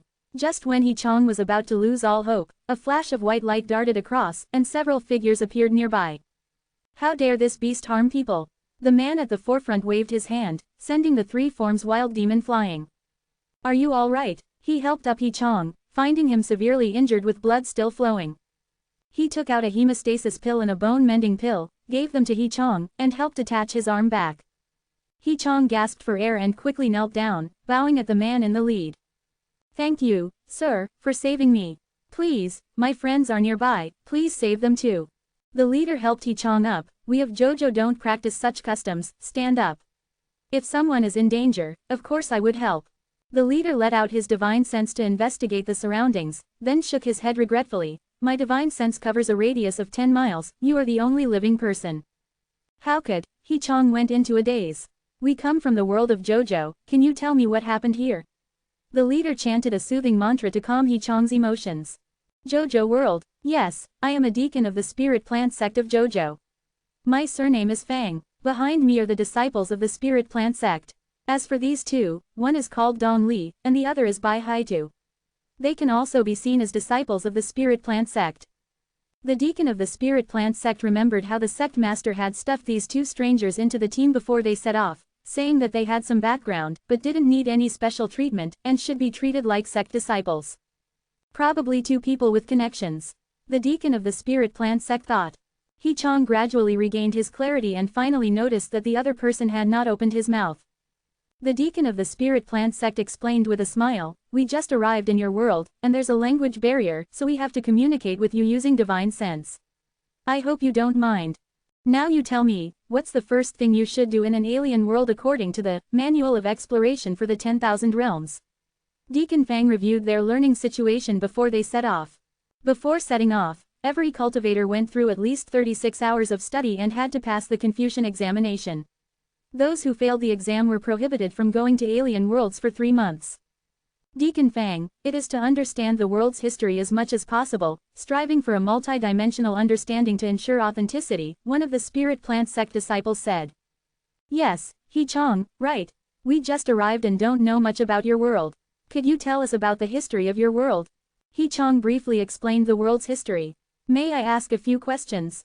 Please tell. He Chong was flattered. In his eyes, Deacon Fang was a powerful and inscrutable master. Such courtesy from him was something he was not used to. What's the highest level of cultivator that has ever appeared in your world? Legend has it that a cultivator of the body integration realm once appeared, but that was 2,000 years ago. After he died, there were no mentions of anyone attaining the body integration realm, He Chong answered honestly. What's the top fighting strength of the human side and the wild demon? Both only have cultivators of the divinity transformation stage. The difference lies in the fact that the number of divinity transformation stage wild demons is far greater than ours. Does the divinity transformation stage wild demon have spiritual intelligence and can it speak human language? Deacon Fang continued to ask. It's said that divinity transformation stage demonic beasts could do it before they went berserk. After going berserk, the divinity transformation stage demonic beasts lose their spiritual intelligence. Deacon Fang turned his head to ask the disciples, what do you think? The berserk demonic beasts are the doing of the heavenly demons from outside the domain. And you, I also think the demonic beasts went berserk because of the heavenly demons from outside the domain, this accords with their requirement for slow death. Deacon Fang shook his head, you two are jumping to conclusions too quickly.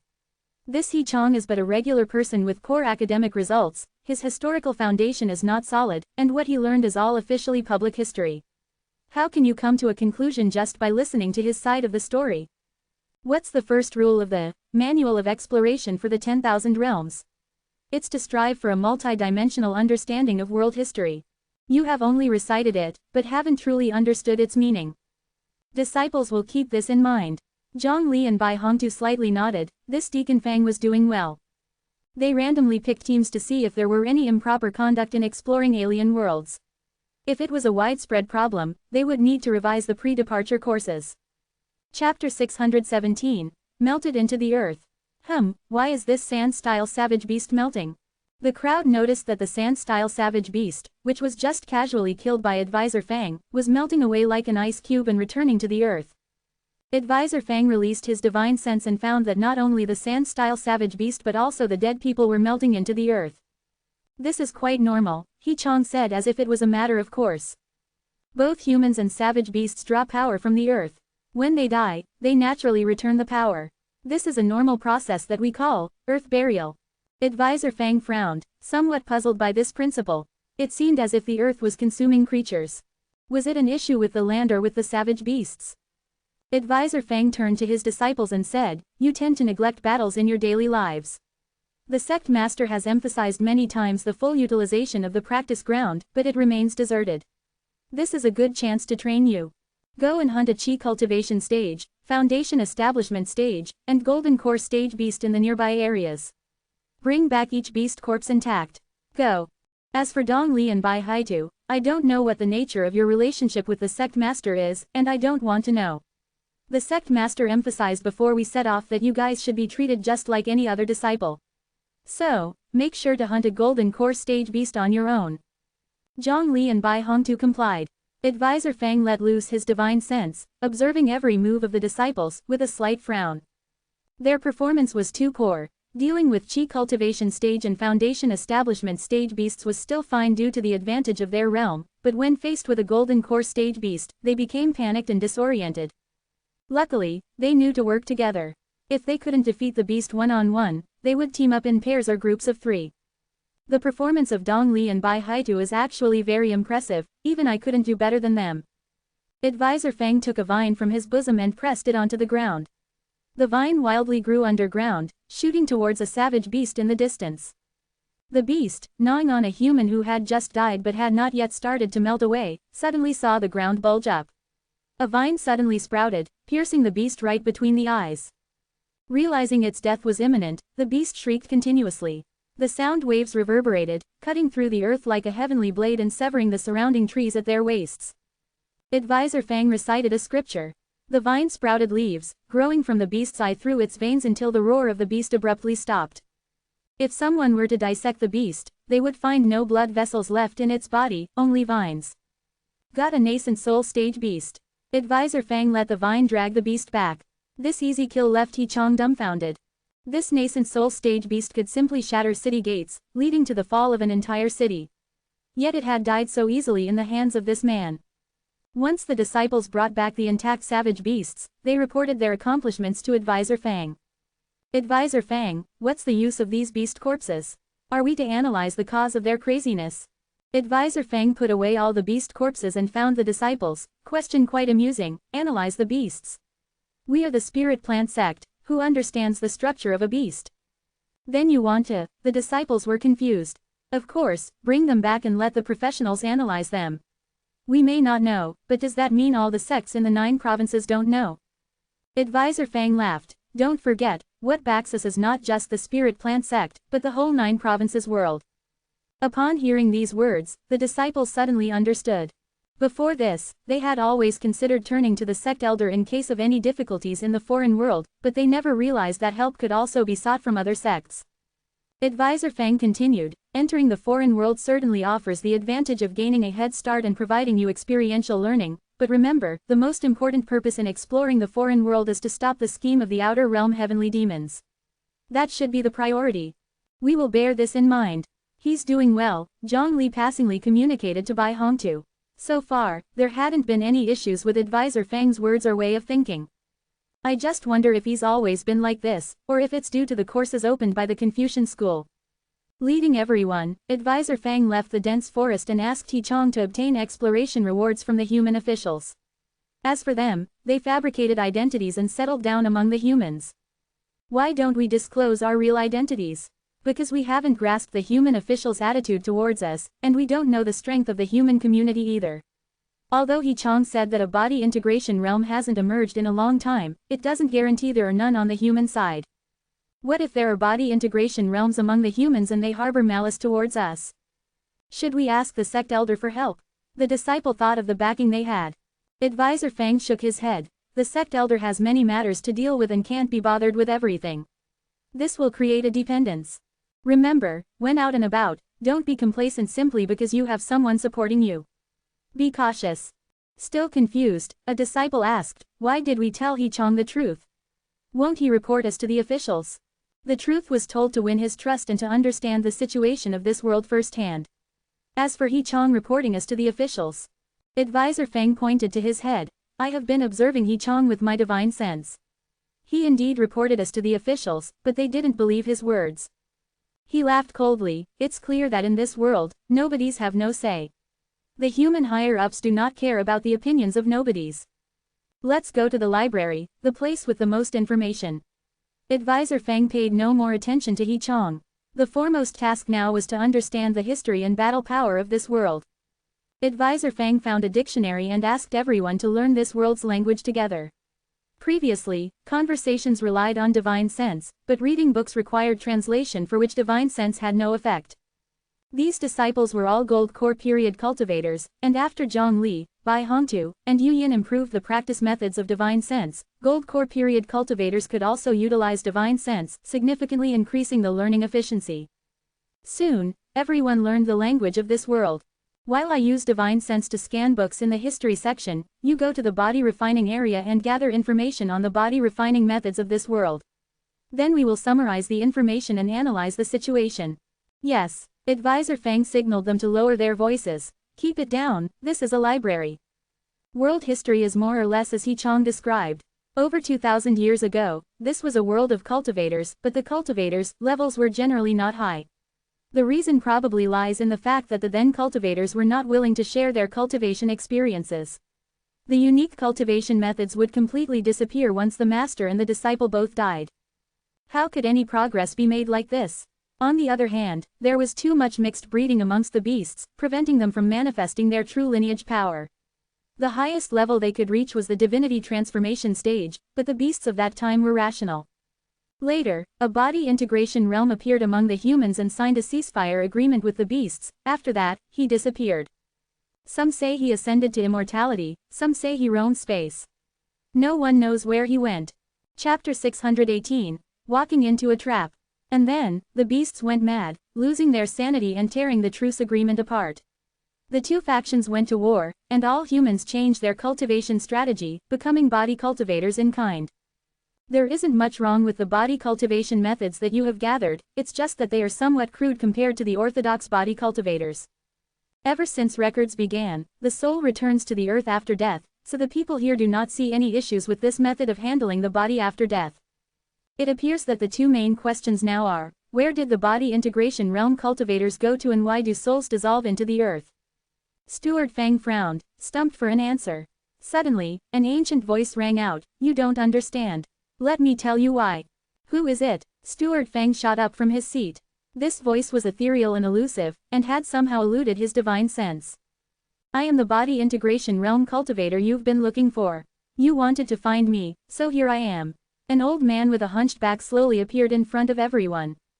It was then that everyone realized that the library was completely empty, except for them. I noticed you all when you first arrived.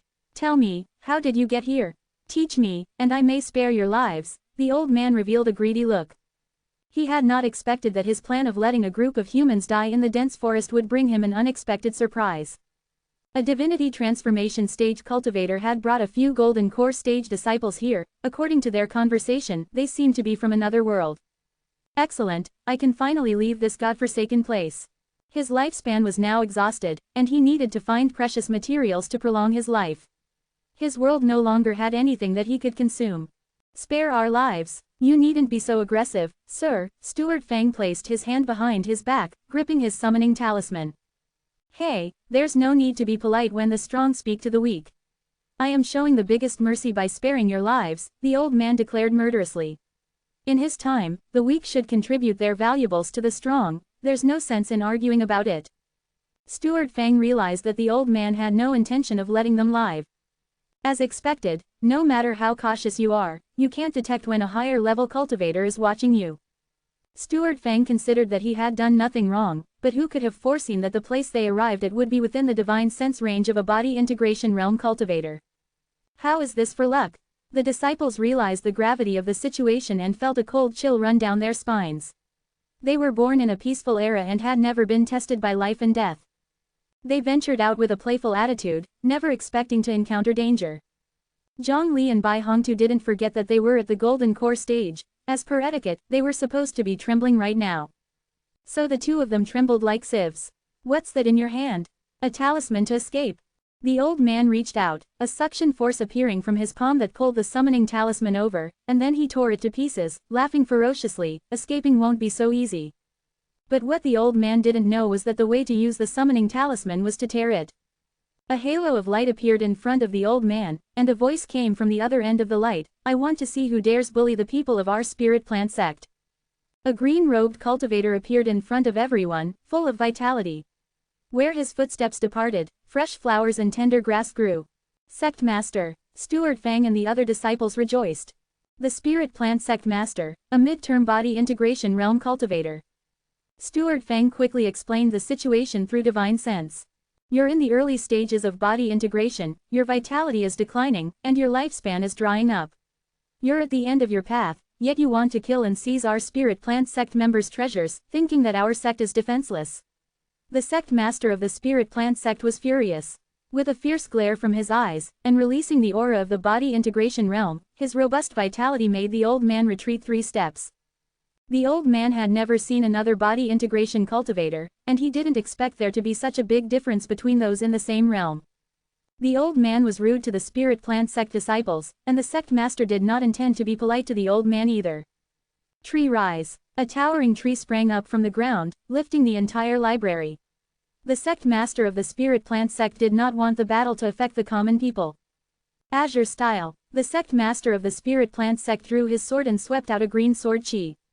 The old man instinctively resisted, only to find this sword chi could absorb his already limited life energy, frightening him into dodging it quickly.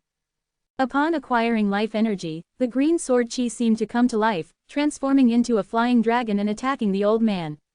The sect master of the Spirit Plant Sect threw a seed that landed on the old man, sprouting roots. The old man used a fire spell to burn off the green sprouts on his body. Cold sweat dripped down his face. His opponent's methods were insidious and hard to guard against. "Luoji has not lost his demonic touch," Bai Hongtu muttered quietly on the side. Luoji is the sect master of the Spirit Plant Sect.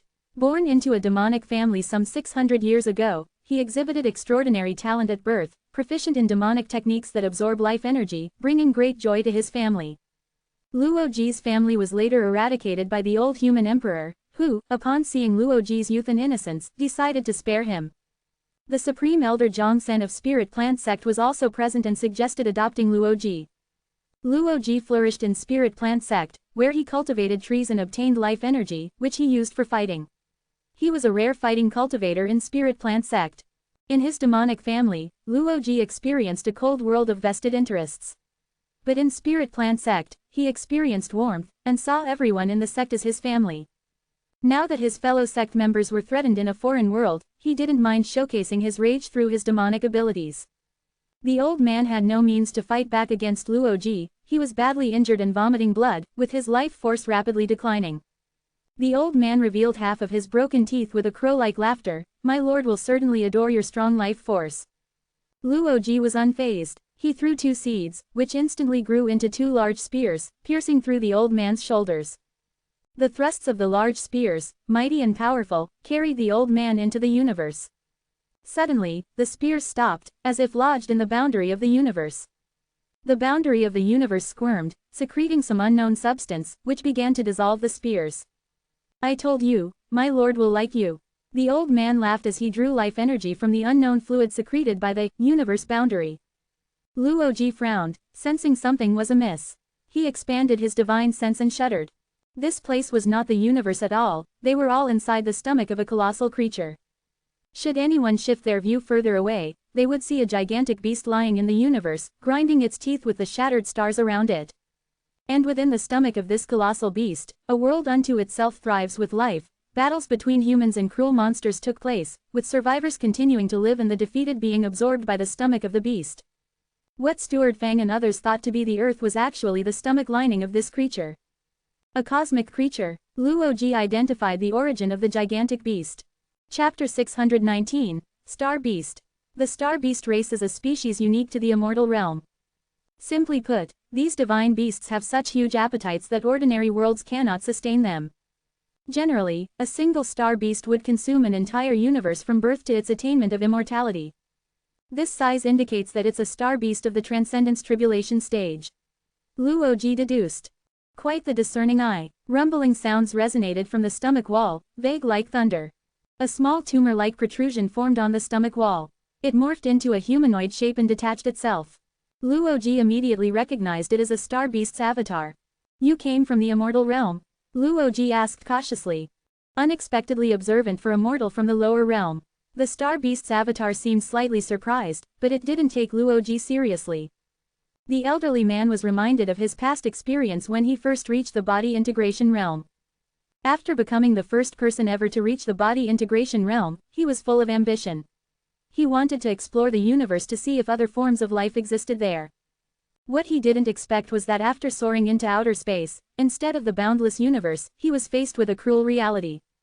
The place he had struggled his entire life was nothing more than somebody's stomach. At that moment, the star beast's avatar emerged, opening its massive mouth, ready to devour the elderly man. To the star beast, those in the body integration realm are incredibly delicious. To save his life, the old man quickly pleaded, promising he could offer the star beast even tastier dishes. Given a chance to prove himself, the star beast waited to see what tricks he could pull. The elderly man took control of all the divinity transformation stage beasts, using his great divine power to scramble their minds and incite their madness against the human race. Then he approached the human race secretly, advising them that to survive the beast onslaught, one must cultivate their physique to become body refiners. Body refiners, with their vigorous life force, are the star beast's favorite food. Thus began the millennia-long war between humans and beasts. The star beast benefited from their feud, and the slain divinity transformation stage humans and beasts were extraordinarily delicious to it. Throughout the process, the older man slowly learned of the star beast's origins. The star beasts hail from the immortal realm. According to their race, they must consume many humans from their tribulation phase to their ascension. Most inhabitants of the immortal realm serve the immortals. Therefore, acquiring humans to eat requires purchasing them with a significant number of immortal stones. Those immortal stones are enough to allow a star beast to become an immortal. To save on immortal stones, the star beasts would send their kind to the lower realm to feast at will. The star beasts swallowed countless lives from numerous stars, gradually growing in size. But one day, their path to ascending to immortality was suddenly severed, leaving them stranded in the lower realm. Out of boredom, the star beast swallowed several stars, letting their inhabitants live out their lives within its stomach. I refrained from devouring these humans because I feared that once I consumed them all, there would be nothing left to eat. But you've given me hope. The star beast drooled as it gazed at Luoji. Where is your world? I want to pay a visit and have a feast. Daydreaming, Luoji scattered some seeds on the stomach wall. They started to sprout roots, but stomach juices promptly digested them. Overestimating your abilities. The star beast punched Luoji's abdomen. Although its avatar was less powerful than its original body, it was more than enough to deal with someone in the body integration realm. Something feels off. The star beast felt as if its fist had struck a tree. It tried to pull back, but it was too late. Tree-like patterns appeared on Luoji's face. He abruptly hugged the star beast's avatar, rapidly morphing into a tree, merging the star beast's avatar with the tree. The Wooden Man Tree Technique. It's the sect master's wooden avatar from start to finish. The assistant, Fang, recognized Luoji's move. The Wooden Man Tree technique allowed the user to send a wooden avatar in place of their own body, possessing 80% of the user's power. Its difficulty was extreme. Qing Luo Sword Technique. The real Luoji appeared, wielding a powerful sword strike. The star beast, trapped within the tree, could only watch in horror as a green sword shadow split it in two. The Qing Luo Sword Technique was developed by the 52nd Human Emperor, Qing Luo. It is an all-encompassing move whose power could shake the heavens when fully charged. Roar. The star beast roared in fury, its stomach convulsing as it tried to digest these little insignificant creatures to take its revenge. What can we do now? The frantic assistant, Fang, said, that's right, it's time to call the Transcendent Masters and the Human Emperor, Zhongli. Fang ripped open 2 summoning talismans, but nothing happened. How is this possible? Fang felt helpless for a moment. Luoji then shouted from above, you too, it's high time to join the battle if you're done messing around. Fang didn't understand what the sect master meant. Bai Hongtu passed by Fang's side, patting him on the shoulder, stop watching. Your sect master was referring to us. Zhongli also patted Fang's shoulder, good job. The two men soared into the air, standing before Luoji, laughing. "Oh, come on, with such a large incident occurring, how could we just stand aside? If we hadn't acted, the stomach contractions would mean an earthquake or landslide to the beings in here. The human race and beasts would not survive." Only then Luoji realized that the stomach wall below was static, contrasting starkly with the contracting and throbbing walls around them. Clearly, the two men had quietly intervened without him noticing.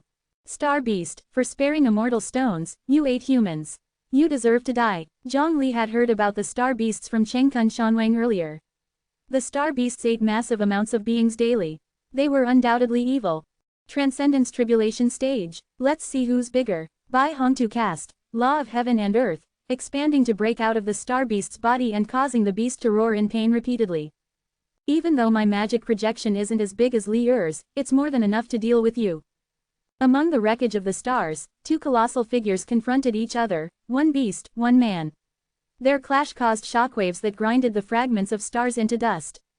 Bai Hongtu drew a formation on his arm, and with a punch, his power surged multiple-fold. This was a technique learned from the Observer's World.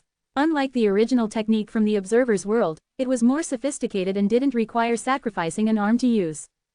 Bai Hongtu wielded his fists like hammers, pummeling the star beast until it was bleeding from all kinds of injuries and wailing in pain. "You're nothing but bragging because of your size. If you met someone of equal size, your advantage would be non-existent." Establishment of the Three Pure Lands. Bai Hongtu split into three clones, each possessing equal power to his original body. Establishment of the Three Pure Lands was one of the most challenging techniques to master, which was many times harder than Luoji's wooden man tree technique. The four Bai Hongtus attacked simultaneously in a grandiose display of power that caused space to tremble. Bai Hongtu drew sword talismans, slicing off the star beast's limbs. While a regular transcendent being could regenerate from a drop of blood, the star beast was too large to do so. It could only subject itself to Bai Hongtu's slaughter. Zhang Li also used the Law of Heaven and Earth, stepping on the beast's head, crushing it to pieces. Their moves were like those of the gigantic heroes from ancient myths who broke apart the chaos, bringing clarity and light to the world. People raised their heads, glimpsing the true universe. Chapter 620, Reshaping the Continent. Two gargantuan figures that reached the peak of the cosmos stood tall, swatting at the space beasts with their fists, sending them shattering into fragments. Unlike the usual beast clans that value and refine bloodline, the space beast clan merely needs to keep eating to grow to the body integration realm. If they are lucky enough to survive a deadly tribulation, they can then advance to the Transcendence Tribulation stage, and even become immortals if they devour an entire world. The space beasts have no concerns about crossbreeding, they are all purebred space beasts. The explanation is simple, they could not find any other creatures to mate with. This universe no longer possesses any intact stars. The stars have already been swallowed by the beasts or served as tools for them to grind their teeth during the leisure time. Consequently, this beast has reached the summit of the Transcendence Tribulation stage and could ascend to immortality at any moment, a formidable existence that would send chills down one's spine. Unfortunately, it encountered Zhang Li and Bai Hongtu, which sealed its fate. Its strength was irrelevant and death became inevitable. After the space beast's death, the creatures living in its stomach would directly face the universe, and impending catastrophic issues of oxygen deprivation, weightlessness, and radiation. If these creatures lived on a continent, the continent would naturally provide gravity and an oxygen layer, ensuring their primary living conditions. However, this is not a real continent, but the stomach of the beast. Bai Hongtu employed his Taoist magic, his body even larger than before, a single eyelash large enough to block out the sun. He manifested two different formations with his hands and transformed the beast's stomach into a real continent. His hands moving together, clutching the creature's habitat, he releasing golden light from between his fingers. Two formations slowly spun, revealing an endless mystery. One formation was set underneath the continent, allowing it to regain gravity and letting creatures who were floating in the air fall back down. As golden light bloomed, the escaped atmosphere returned to the continent. Another formation was set above the continent, shaped like half an eggshell, fixing the air and shielding against cosmic rays. Luoji sneered. Although Bai Hongtu appeared careless and unreliable, he was dependable during critical moments. While Bai Hongtu busied himself, Zhang Li was not idle either. With the stars in the sky now reduced to fragments, they could not be restored. That being the case, he decided to split the corpse of the beast into planetary pieces, decorating the cosmos. He also sequestered some boons in some planets, such as minerals, energy, cultivation techniques, etc. If the technology of these creatures advanced to interstellar travel, or if anyone broke through to the body integration realm, they could discover unexpected delight in these planets. Zhongli then thought for a moment and felt it would be quite difficult for them to visit the cosmos, so he decided to take back the weather-watching technique and invisibility cloaks. Having accomplished all of this, the two of them returned to the space above the continent. The old man was terrified, fearful from the bottom of his heart. These two were too powerful. In his eyes, his powerful master was just like an infant in front of these two, completely helpless. How could such powerful existences exist in this world? Could they be from the legendary immortal realm? What should we do with this guy? Bai Hongtu glanced at the old man with a look of contempt. The old man probably had formed some sort of master-servant contract with the space beast. After the beast's death, his body visibly shrank to that of a dwarf. Moreover, he barely had any lifespan left, probably only to live a few more decades. Instead of answering, Zhongli smiled and said to Luoji, this attendant has made quite a few good decisions. Your spirit plant sect was the first sect to step foot into this world, so it's only fair to leave the rest to you. Luoji expressed his gratitude with a fist salute. Most of this world was occupied by the berserk beasts, and where the berserk beasts resided, there were dense forests, a delightful environment for the spirit plant sect. After Zhongli and Bai Hongtu left, the old man pleaded with Luoji. Sect master, I had no other choice. I used to be a good person, otherwise, I wouldn't have made the humans and the beasts sign a truce. But if I didn't help the space beast cultivate flesh eaters, I would have been the one to die. I did all of this to save my own life. A few disciples from the spirit plant sect were somewhat swayed by the old man's argument. Only the attendant stood to the side, coldly laughing at the old man's acting. Luoji wore a sympathetic expression. He helped the old man up and said, you are indeed pitiable, and your words have moved me. But as I am not a victim, I cannot decide what happens to you. I believe that justice lies in the heart of the people. How about we let the people of your world hear your story? I believe that they will forgive you. If half of them forgive you, we will let you go. But if less than half do, Luoji trails off. Then, he plants a seed in the old man that suppresses his cultivation. No, don't, the old man hastily retreated, attempting to escape. The moment the truth is exposed, not even half would forgive him. The rage that humans harbored towards the berserk beasts would be directed at him. His death would be certain. He tried to use various divine skills to escape, yet he found that he could not make use of his cultivation. The more he tried to use his cultivation, the faster his lifespan depleted. With a serious face, the attendant then taught the disciples, did you see that? Don't use your cheap sympathy to pity others, you're not the victims here. What right do you have to forgive him in their stead? The disciples lowered their heads in shame, not daring to meet the attendant's eyes. The attendant sighed, increasingly feeling that it was necessary to allow these children to venture into the outside world. These children have yet to experience major setbacks, they were too naive, too easy to manipulate emotionally. This, in his view, wasn't a good thing. The attendant also understood another implication in the sect master's words. The conflict between the humans and the beasts will inevitably be resolved one day. As the instigator, exposing the old man's actions could effectively alleviate the conflict. Now, it was up to these disciples to grasp this subtle hint. The summoning talisman needs to be modified again. True, tearing the summoning talisman is too troublesome. This time, it was thanks to that fool who directly tore the talisman. If he were smarter and bound the attendant directly, we wouldn't have a way to deal with it. The summoning talisman should be activated with intent. Will it be difficult? No, then I'll leave it to you. Within the Tao sect, Zhongli and Bai Hongtu analyzed the results of this inspection trip one by one, identified problems, and promptly resolved them. Aside from these two, the human emperor's palace guard leader, Lu, had also dispatched many palace guards to follow them and look for issues. The exploration of the 10,000 realms was a grand project that was just started and was bound to confront many challenges. However, Zhongli believed that through continuous accumulation of experience, they would eventually resolve all issues. Zhongli, Bai Hongtu, are you there? Yu Yin contacted the two with a remote communication talisman, her face expressionless. What's up? I've comprehended the great divine power, speak as the law follows. After fighting with Entropy Equilibrium Lord and summarizing the events of the past few days, I feel that I've fully grasped this divine power. Do you two want to come over and learn it?